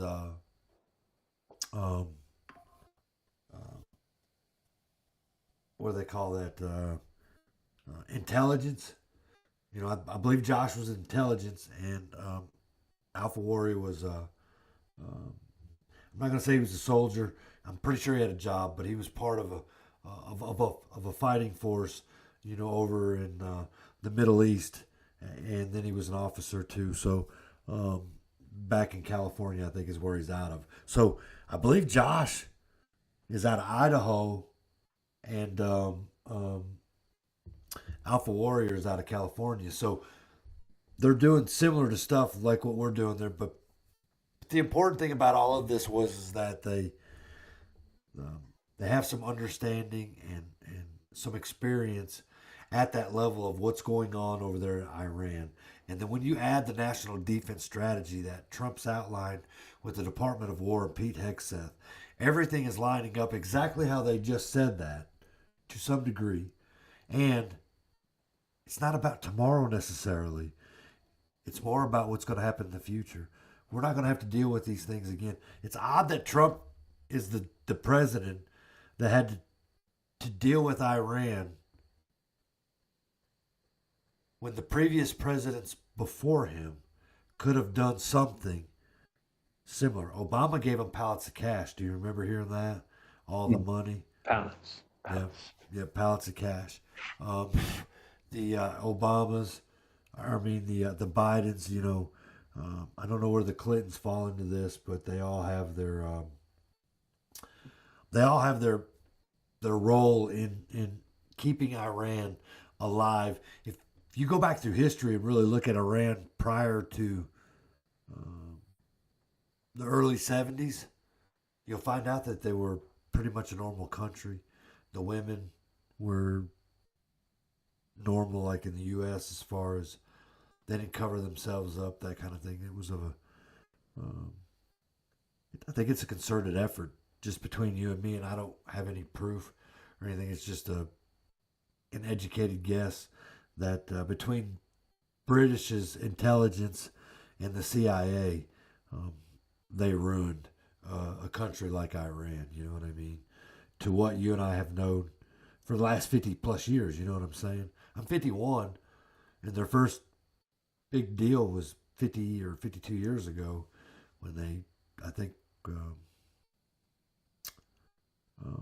I'm not sure if it was the Olympics or the Marine base or the Marine thing that Iran was implicit on, killing all those people, so it goes way back to that far. Iran's been poking the bear, so to speak. And then Kim says she thinks Trump's the last president, and because of is it the old guard? Is that why you would say it like that? Has gone away. Again, those are deeper conversations for a time where you can pull up information that only the web has to offer, that you can make that kind of educated guess. She says, I don't think we're going to have to vote anymore for president anyway. So how do we do that then? I'm not sure exactly how that would work. And you don't have to say anything at all. It's great that she's in the chat talking. I've known Kim a long, long time. You know what I mean? And so I don't think that she's not correct. She's probably more right than wrong, just to be honest with you. Anyway, let me see if there's I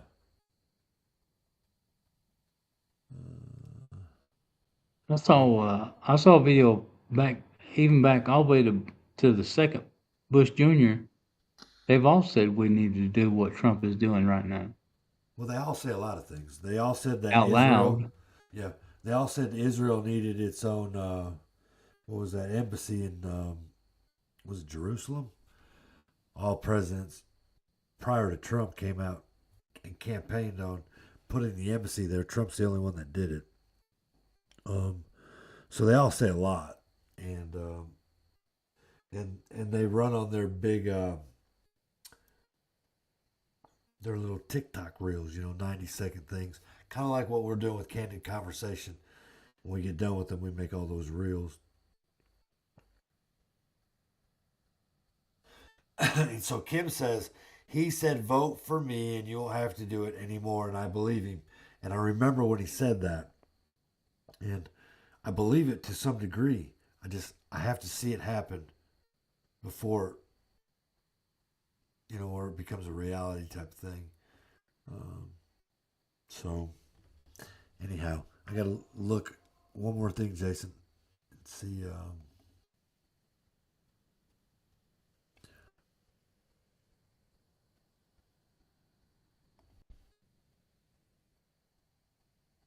central casting. Okay. All right. So, central casting. You familiar with it, Jason? No. What? So, central casting is what Trump calls these people that he puts in positions, or some are good, some are bad.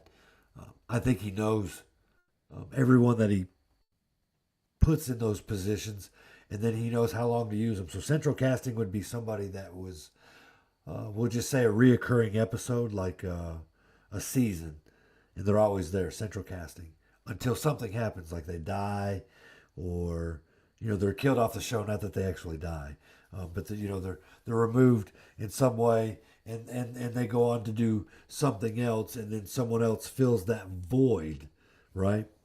So we had Kristi Noem, who was over the Department of Homeland Security a few weeks back, and Trump fired her, removed her, whatever, and he put her in this different role.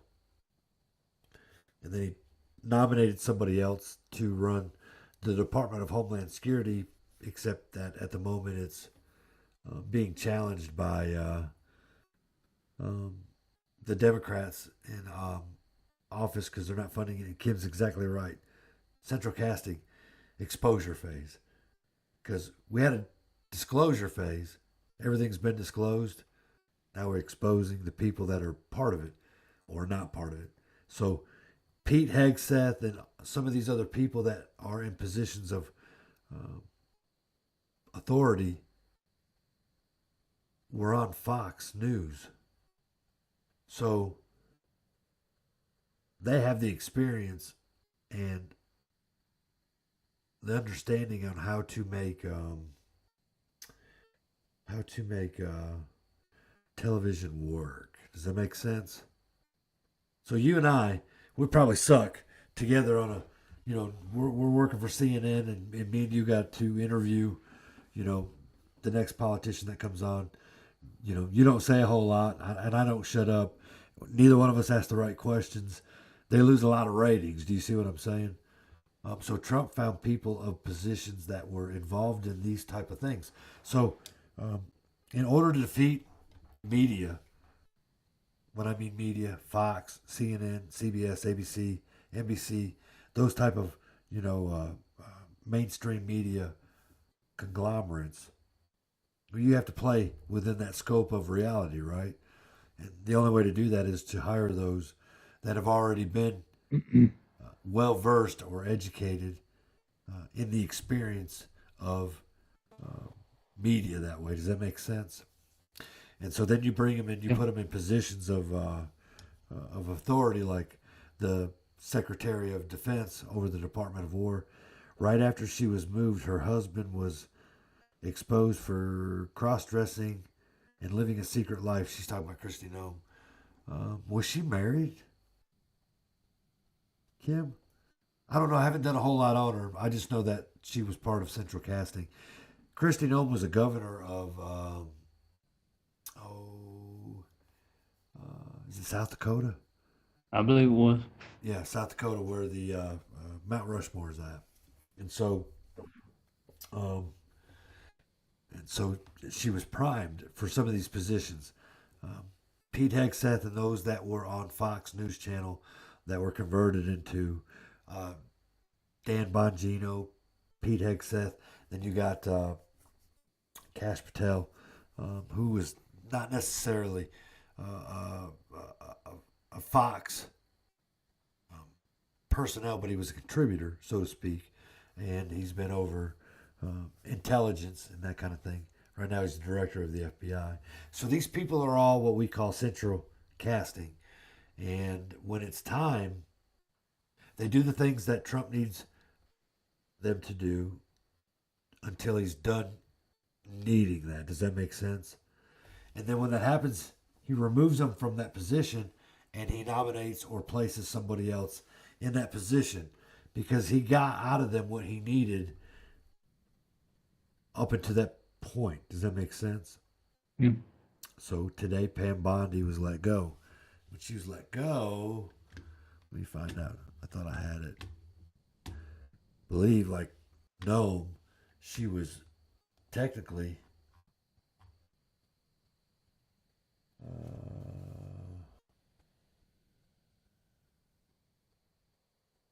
hang on, I didn't save it. But it's a Gateway Pundit article. Let me find it real quick.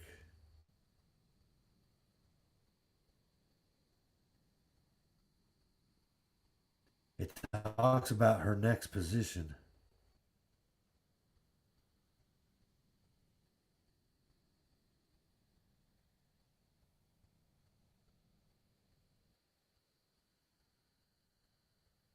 Gotta find it, I'm sorry.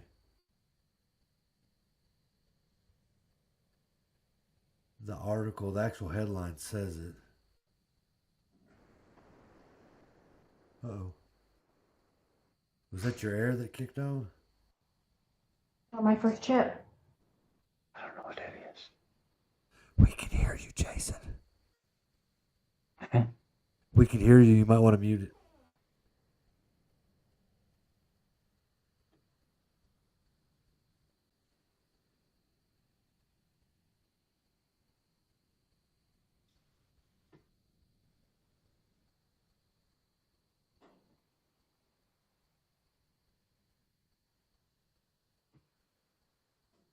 Right here. My bad. Okay, here we go. And so, just to be honest with everybody, I usually tell everybody 72-hour rule. What happened? You didn't share it. Wait 72 hours and then, there we go. Before we comment on it. But what I thought was interesting is, see right there, it says President Trump released a statement on Bondi firing and her future role.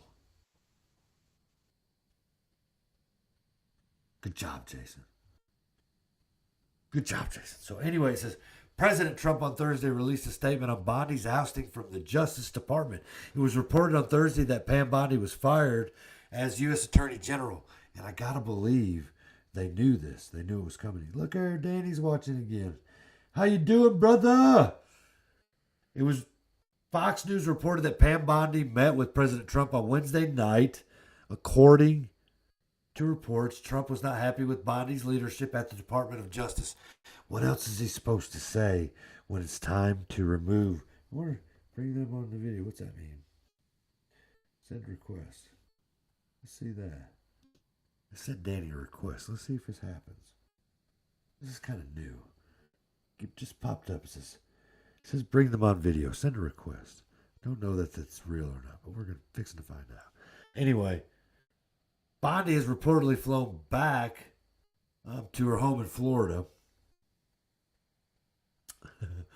And Trump has reportedly discussed replacing Bondi with EPA Chief Lee Zeldin. Deputy Attorney General Todd Blanche will serve as acting Attorney General. Pam Bondi led the department with strength and conviction and grateful for her leadership and friendship, Blanche said. And thank you to President Trump for the trust and the opportunity to serve as acting Attorney General. So, Trump's big into central casting.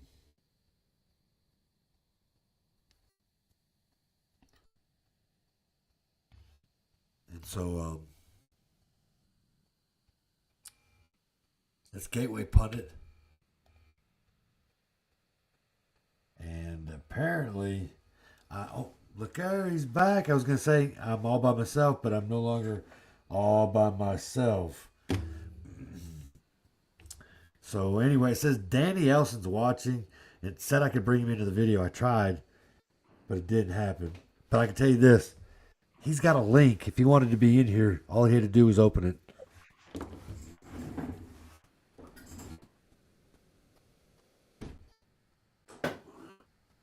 Gonna behave?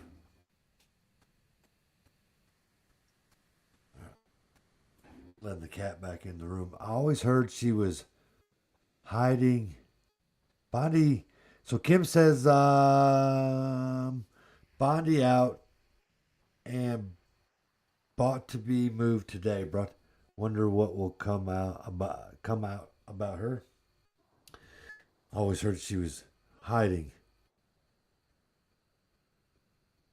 Trafficking children, maybe. Don't know. But I will tell you, Jason,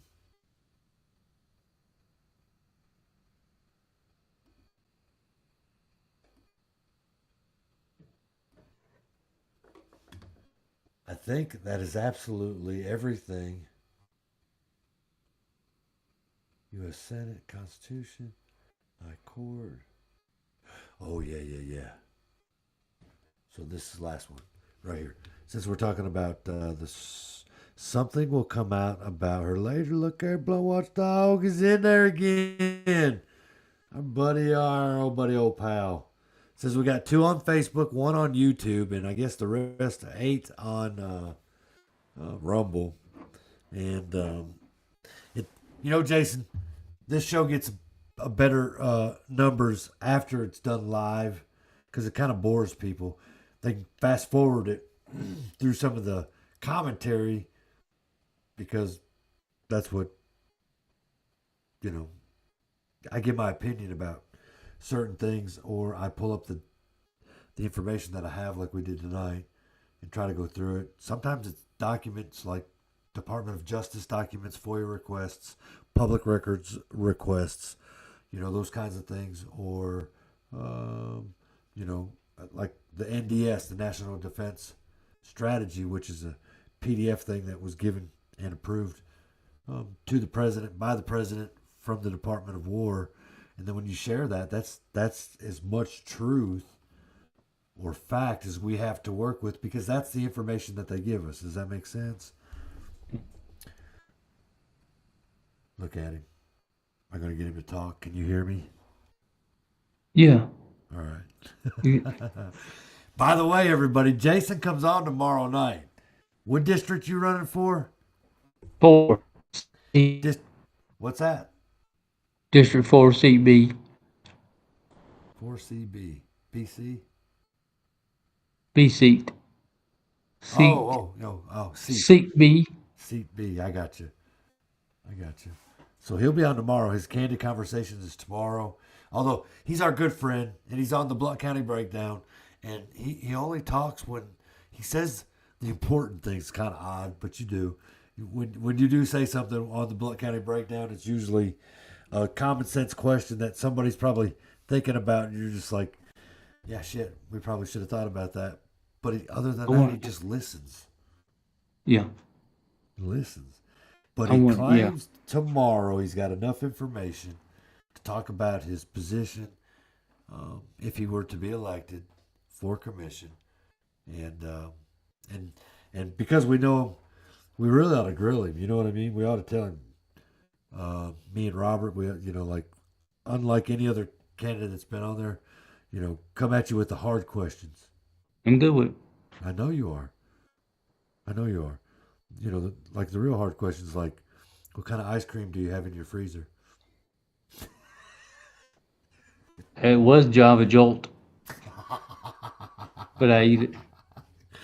Look at there. Blunt Watchdog says, feel the pain. And he spelled it the way your last name is. Did you see that? Yes. Look at that.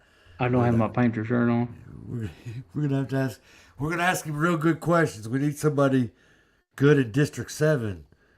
Look at that. Who is running for District 7 right now? Do you know? Off the top of your head? I don't know off the top of my head. No, I don't either. Let's see. Do you know Kim? I don't understand. Don't talk politics, Jason. You got tomorrow. Okay. Yeah. District. Let's try this. 7. So we got. Looks like Shannon Effler. Okay, that's right here. Quentin Caldwell and there you go. Another, I can't remember the guy's name. Yeah, but I met him at Pro Science.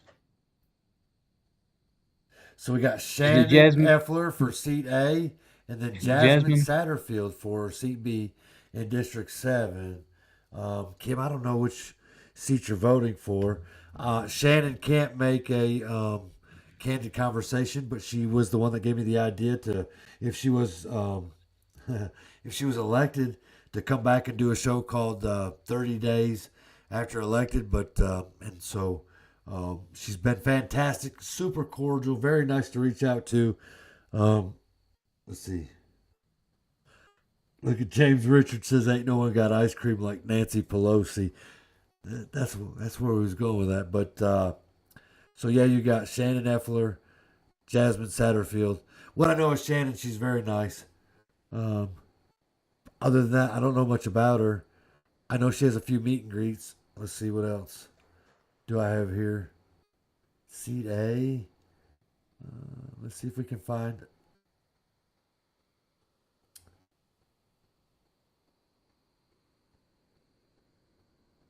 So the candidate showcase is April 7th, Tuesday, April 7th.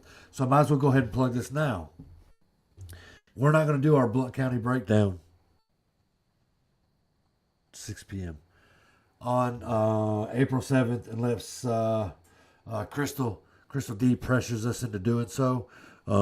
Because and if we have time, like when we get back in time, because all these candidates are going to be at this candidate showcase. Let me share this real quick.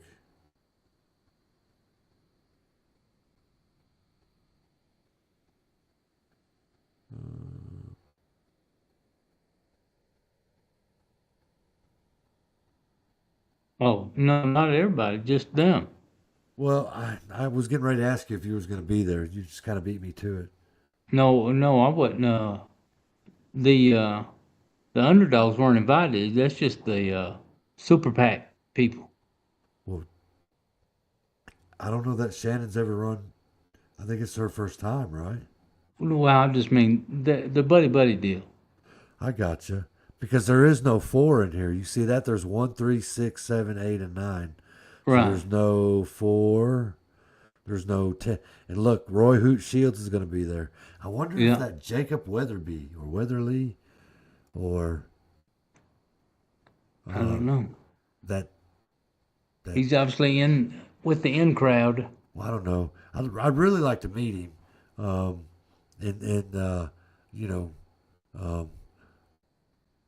Listen to him whine about how he doesn't like what I said. So, anyway, but David Corwin, have you ever met him, David Corwin? I met him at the Townsend meet and greet, and when I asked him about something that had to do with the sheriff's department, he said, "My name is David Corwin. I'm District 9A and I'm out.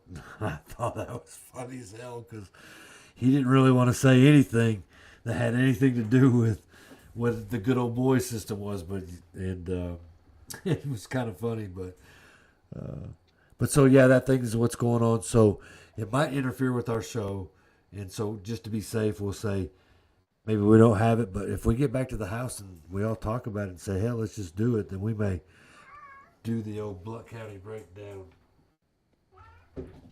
Tuesday at 9 o'clock. But we'll see, because this is at 6. I really thought it was later, which is what prompted me to say that we may not do the show.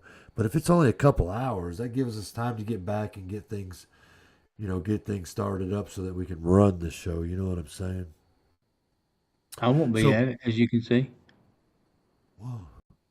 Well, nobody from 4. I don't know. Like Yeah, there's nobody there from 4, it says. It just says District 3 and then 6. So 5, 4, 5 is missing. And 10's missing, and so is 2. You know what? I will say this. You know, the other night at the meeting when that guy was up there talking about all the candidates and those incumbents that were running for re-election, he would introduce each district and they were supposed to stand up, right? Yeah. Okay. When he said District 1, you know the only one that was standing? Was Jessica Hanna. The rest of them never stood up, which prompted which prompted the MC to stop and say it again. And then when he said it the second time, then the table, everybody that was sitting at that table finally stood up, right? So if you're in District 1A, look, comprehension seems like a big deal. But Jessica understood what he was saying, so she was standing. So if you're not sure who to vote for in District 1A, then Jessica Hanna's that individual, because she absolutely understood what the statement was when everybody else that was there did not understand because they didn't stand up, which was great. I sort of laughed. Me and Robert, we kind of laughed, you know that. So anyway, so, and then one more thing, and I'll quit running my mouth. Our group, I just want to let everybody know that I have a group, and the group is Jason Payne, Robert Costner, and Crystal Dawn. We're not affiliated with anybody else, not Jessica Saxton or any of that, or anybody else, or even you know, we brought Gunner on, and Gunner has his own opinion about a bunch of things, but we're not all the same. Our group we are contained to ourselves, regardless of what you may see. We're not a group with anybody else. And our group is the Blount County Breakdown. And we talk about those things. And we try to give some insight. We try to let you guys know what's going on. We try to do a lot of child protective stuff like that. Crystal is very passionate about that. But we are our own people. And so when you see that stuff, like, you know, from people that out there that think that we're this group, we're not a group. But we will be present at meetings and hopefully more meetings, only because we want to get the information out. We want to share it. We want people to understand what's going on in our county, good, bad, or ugly. We're not here to I want to be as unbiased as possible. Is that the right way to say that, Jason? Biased would mean you would be for something. Unbiased would mean that you are open to all of it, right? Yes. Yeah. So, and then,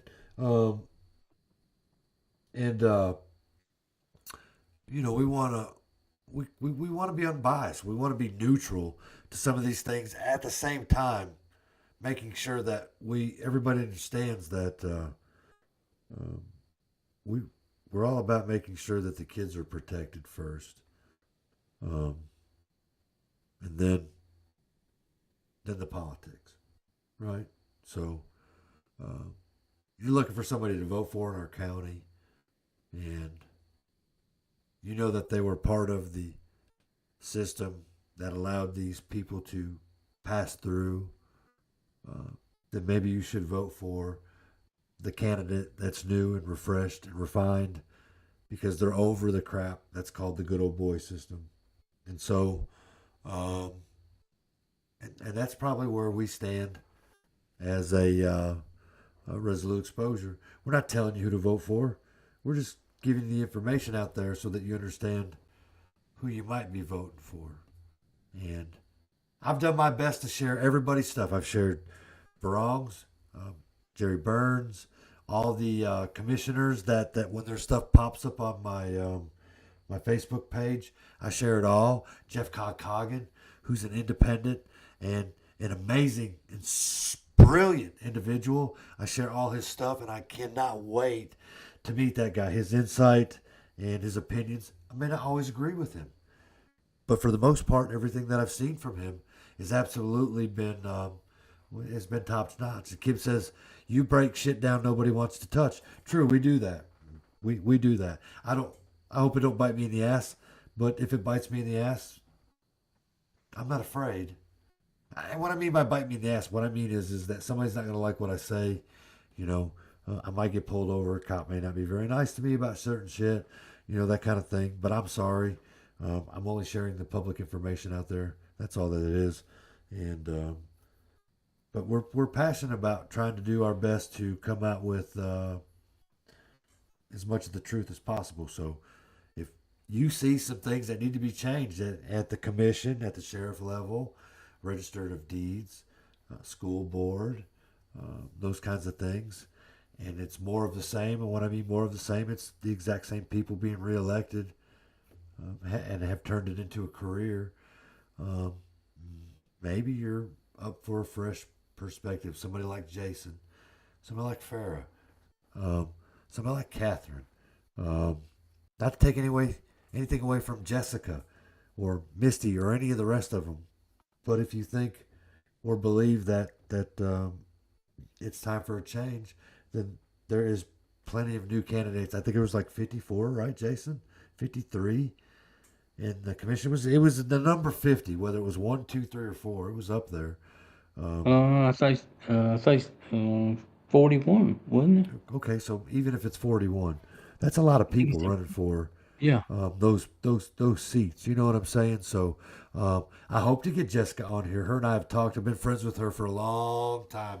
She's a great person, and would just like to hear what she does. Hopefully she comes on the Candid Conversation. Misty said she was real busy, and as you can tell, we've seen some of the things that she's posted. You know, she's obviously out there campaigning really, really hard. So we may not get her on a Candid Conversation, but maybe we can get her in the future about, you know, if she gets reelected, you know, the things that she's done in, you know, the first 90 days or whatever. Tanner Jones, Jared Anderson, both, same thing. Doug Moore, Robbie Bennett, they've all reached out and told me they're very busy and, you know, and they appreciate what we're doing and how we're doing it, you know, because we're not trying to blast people. We just want to hear what they want to do, what prompted them to do it, you know, that kind of thing. So it's been good. It's been positive from all areas of people, you know what I mean? So it would be nice to talk to the James Barongs and the Warren Moons and, you know, those guys like that, you know, but their campaigns are rather big, and my podcast is probably small compared to, they don't have to do that. I understand Chip Blankenship, and I think and Rob Foister, some of these guys that I know, they're also running for office. I think Chip's unopposed, and he is smart not to come on a podcast and talk to anybody or get out there publicly and say anything because, you know, he pretty much has the chance to win his thing. So, but it would be nice to talk to all these people and get them on. We've reached out to other people in the school boards and stuff like that. And again, most of all of them, all but one, most of all of them have been extremely receptive and cordial about it, you know. And then when we meet them at the meetings and the meet and greets, Jason, nobody's mean to us. You know what I'm saying? They're not, you know, they're not trying to avoid us. I mean, with the exception of one, but most everybody else has been right there. You know what I'm saying? So, and I really appreciate it because, you know, there's an old Brian that would have been, you know, this demeanor that would have, attacked. I say attacked, that's probably the wrong word, but I would have really questioned really hard certain things. And so the more that I've learned by showing up, getting involved, Robert, Crystal, watching what you're going through, Jason, Jerry Burns, those kinds of things. I never got myself involved in it quite the way that I am now. And I've learned. And so I've placed blame on entities that probably didn't deserve that blame.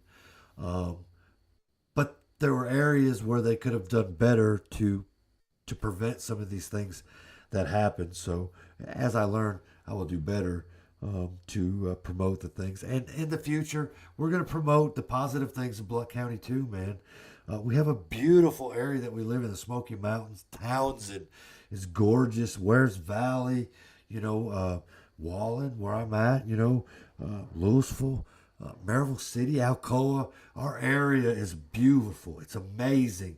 It's got walking trails, and it's got history, and it's got wealth of information, and it's got good people that want, the best for our place to grow, our kids, the school system. I mean, the sports in this county between Maryville and Alcoa when it comes to state championships in football and other things, heritage with wrestling and baseball and ladies basketball and the ladies and the girls wrestling, you know what I mean? And those kinds of things.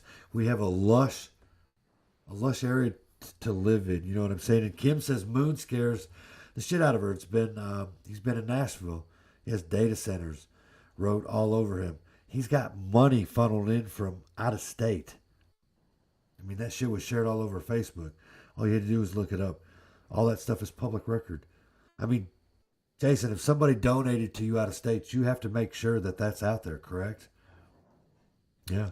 Yeah, there's a list. Yeah, there's a list. So we seen Moon's list. I think who is that? What's that guy's name? Kevin McNeil. Yeah, Kevin McNeil. He's the one that shared that. And hope there's nowhere big enough for one of those around here. The data center she's talking about, which is I think there already is one in Tennessee. Well, she means in our county. At one point, there was supposed to be one at the end of Pellissippi there, where it crosses, was it 129, I think. But it fell through for whatever reason. It ended up going to Oak Ridge. If it was a data center or a super computer or some shit like that, So, but anyway, Jason, we're going to have you on tomorrow, are we not, man? Yes, sir. Yep, 6 o'clock is when it starts. 6 o'clock. Yep, so he's going to fill the show. He's going to have the same opportunities as everybody else. Care deeply about Jason. He's a really good guy. And we're going to share the crap out of his stuff and what he's got to say. So we're going to get off here. It's been 2 hours and 11 minutes. I've run my mouth. We've talked about a lot of stuff tonight for a caught up episode. We're going to have guests in the future that get on the show that have interesting things to talk about. And we're going to listen to some things and maybe put our input in and that kind of thing. So I hope that you all enjoyed the show. Jason, you know how this works. You get to say goodbye, and I get to kick you. Bye, everybody. Have a good evening, buddy. I'll see you tomorrow, brother. See you tomorrow. Later. And we are going to play some People on the Porch, guys. People on the Porch is Danny Elson and Jeremy and the rest of them. And I'm not going to try to remember or pronounce their last names. I know Danny's pretty well. But the rest of them, Jeremy Sane, I think it's Jeremy Sane. Anyway, probably shouldn't have done that. Them boys, they have some amazing music. Amazing music. Kim loves them. I love them. And they have some merch. You might be able to find it. Maybe, maybe not. I know that they had a little gig that they did later, Blunt Watchdog. I know they had a little gig last week in that Nashville area. And anyway, probably play a couple songs, maybe all 5. We'll just see how it goes. Thanks everybody for the chats. Rumble, Facebook, and also YouTube. We're on YouTube till they kick me out. Right now, I still got one live, but all the chats that go on there, and we'll see everybody tomorrow at 6 o'clock for a candid conversation. Also, we have Cheyenne Kirkland running for commission, and off the top of my head, I don't have her seat, but she'll be on us with a candid conversation Saturday at 4 o'clock, and I will try to prompt that tomorrow so that everybody gets that information out there. I need one of them cups, or any cup. We got them. I think he's got cups, and he's got koozies, and I even have a People on the Porch hat, and I'll get on their ass about getting some of that merch, because if you can get rid of it on Resolute Exposure, more power to them. But Kim, I'm pretty sure they could have a cup or something for you. So, anyway, y'all have a good evening. Yeah, remember, family, everything's more important than all this. It's just noise. The Bible says we win in the end if you're a Christian. And so, yeah. Y'all have a good evening. Happy Easter, for what it's worth. Y'all have a good evening.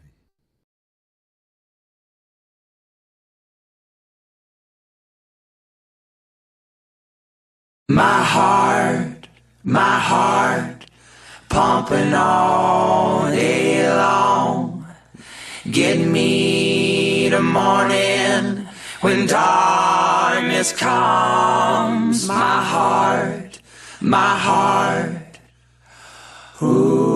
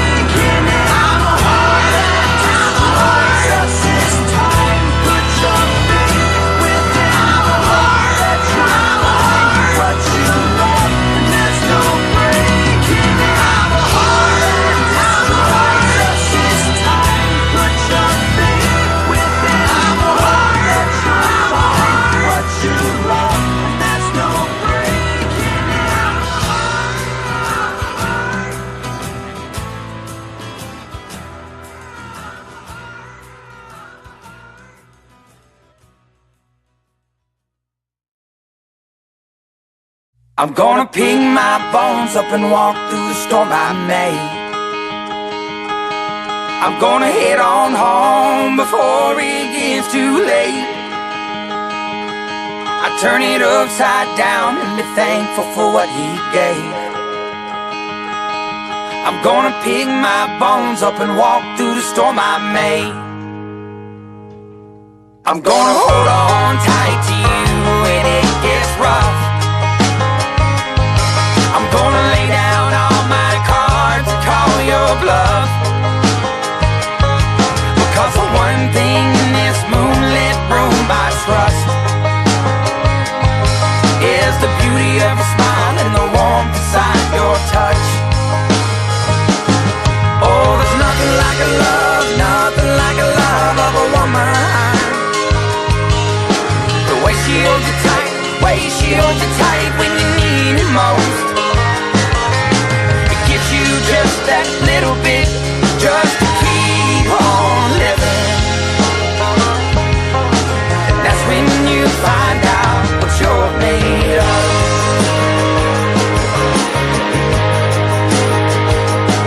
I'm gonna pick my bones up and walk through the storm I made.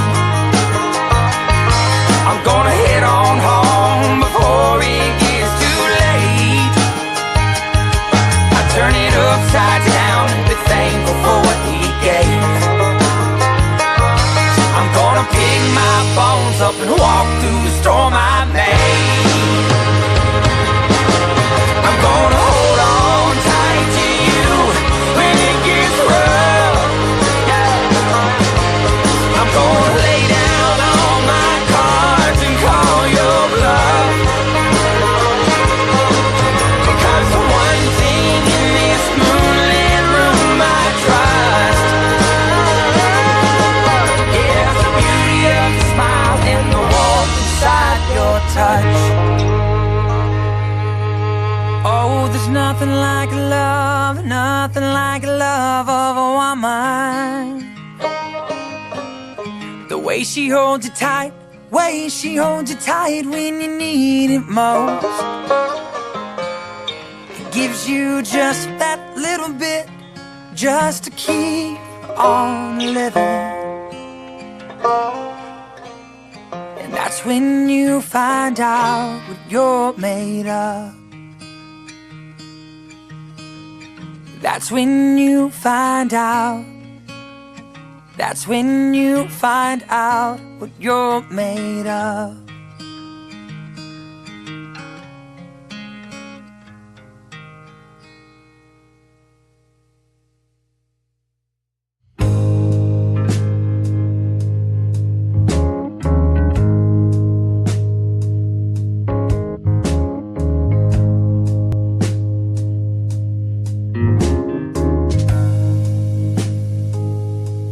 My heart is like a lighthouse, just trying to get you home. Your soul is like an anchor, just dragging you along. Pay no mind to what I'm saying. I've been drinking all day long. I just wanna hold you while we dance to this song.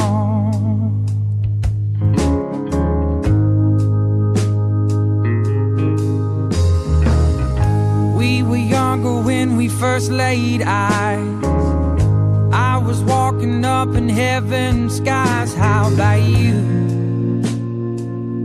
Did you feel it too? Don't believe in love at first sight. Now you make me wanna change my mind. How about you? Oh, how about you? My heart is like a lighthouse, just trying to get you home. Your soul is like an anchor, just dragging you along. Pay no mind to what I say. I've been drinking all day long. I just wanna hold you while we dance to this song.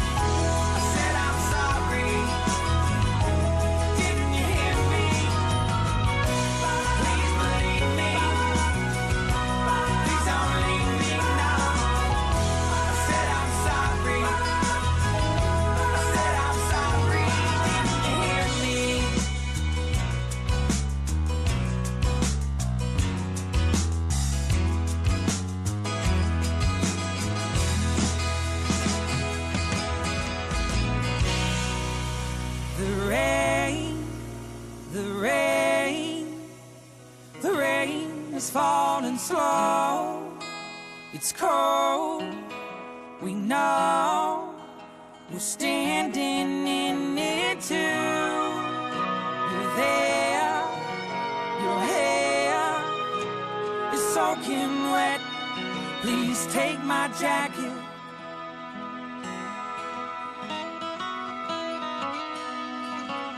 You look better in it anyway.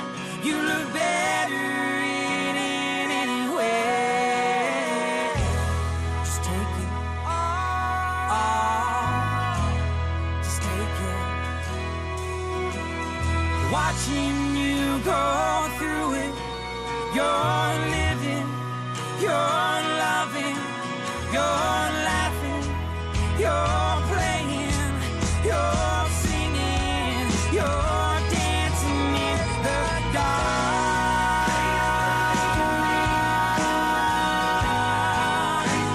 You're dancing in the dark. I said I'm sorry.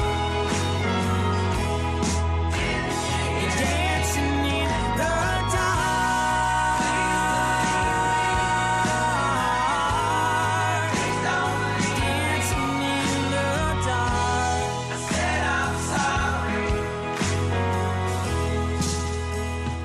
dancing in the dark.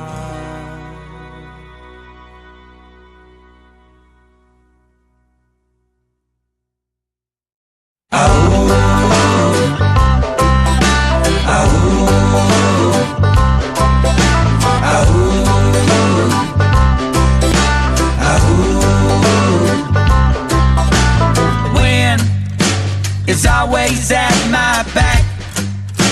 My back is always strapped with these things that I call my own.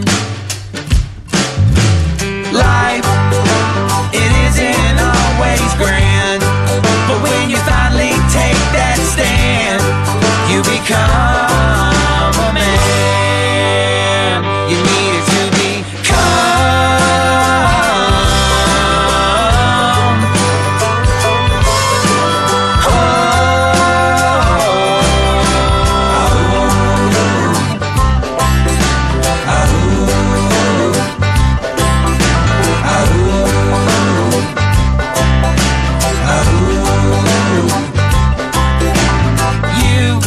You meant everything to me.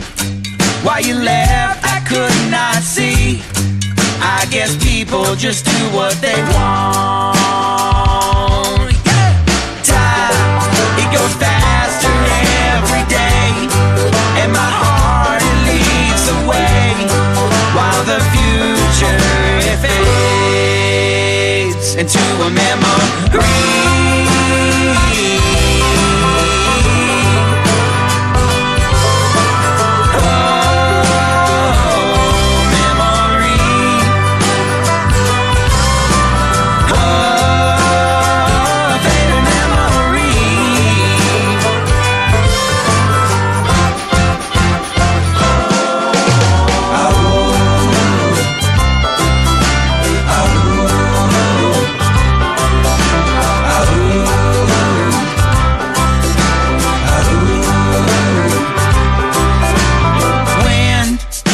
Is always at my back. My back is always strapped with these things that I call my own.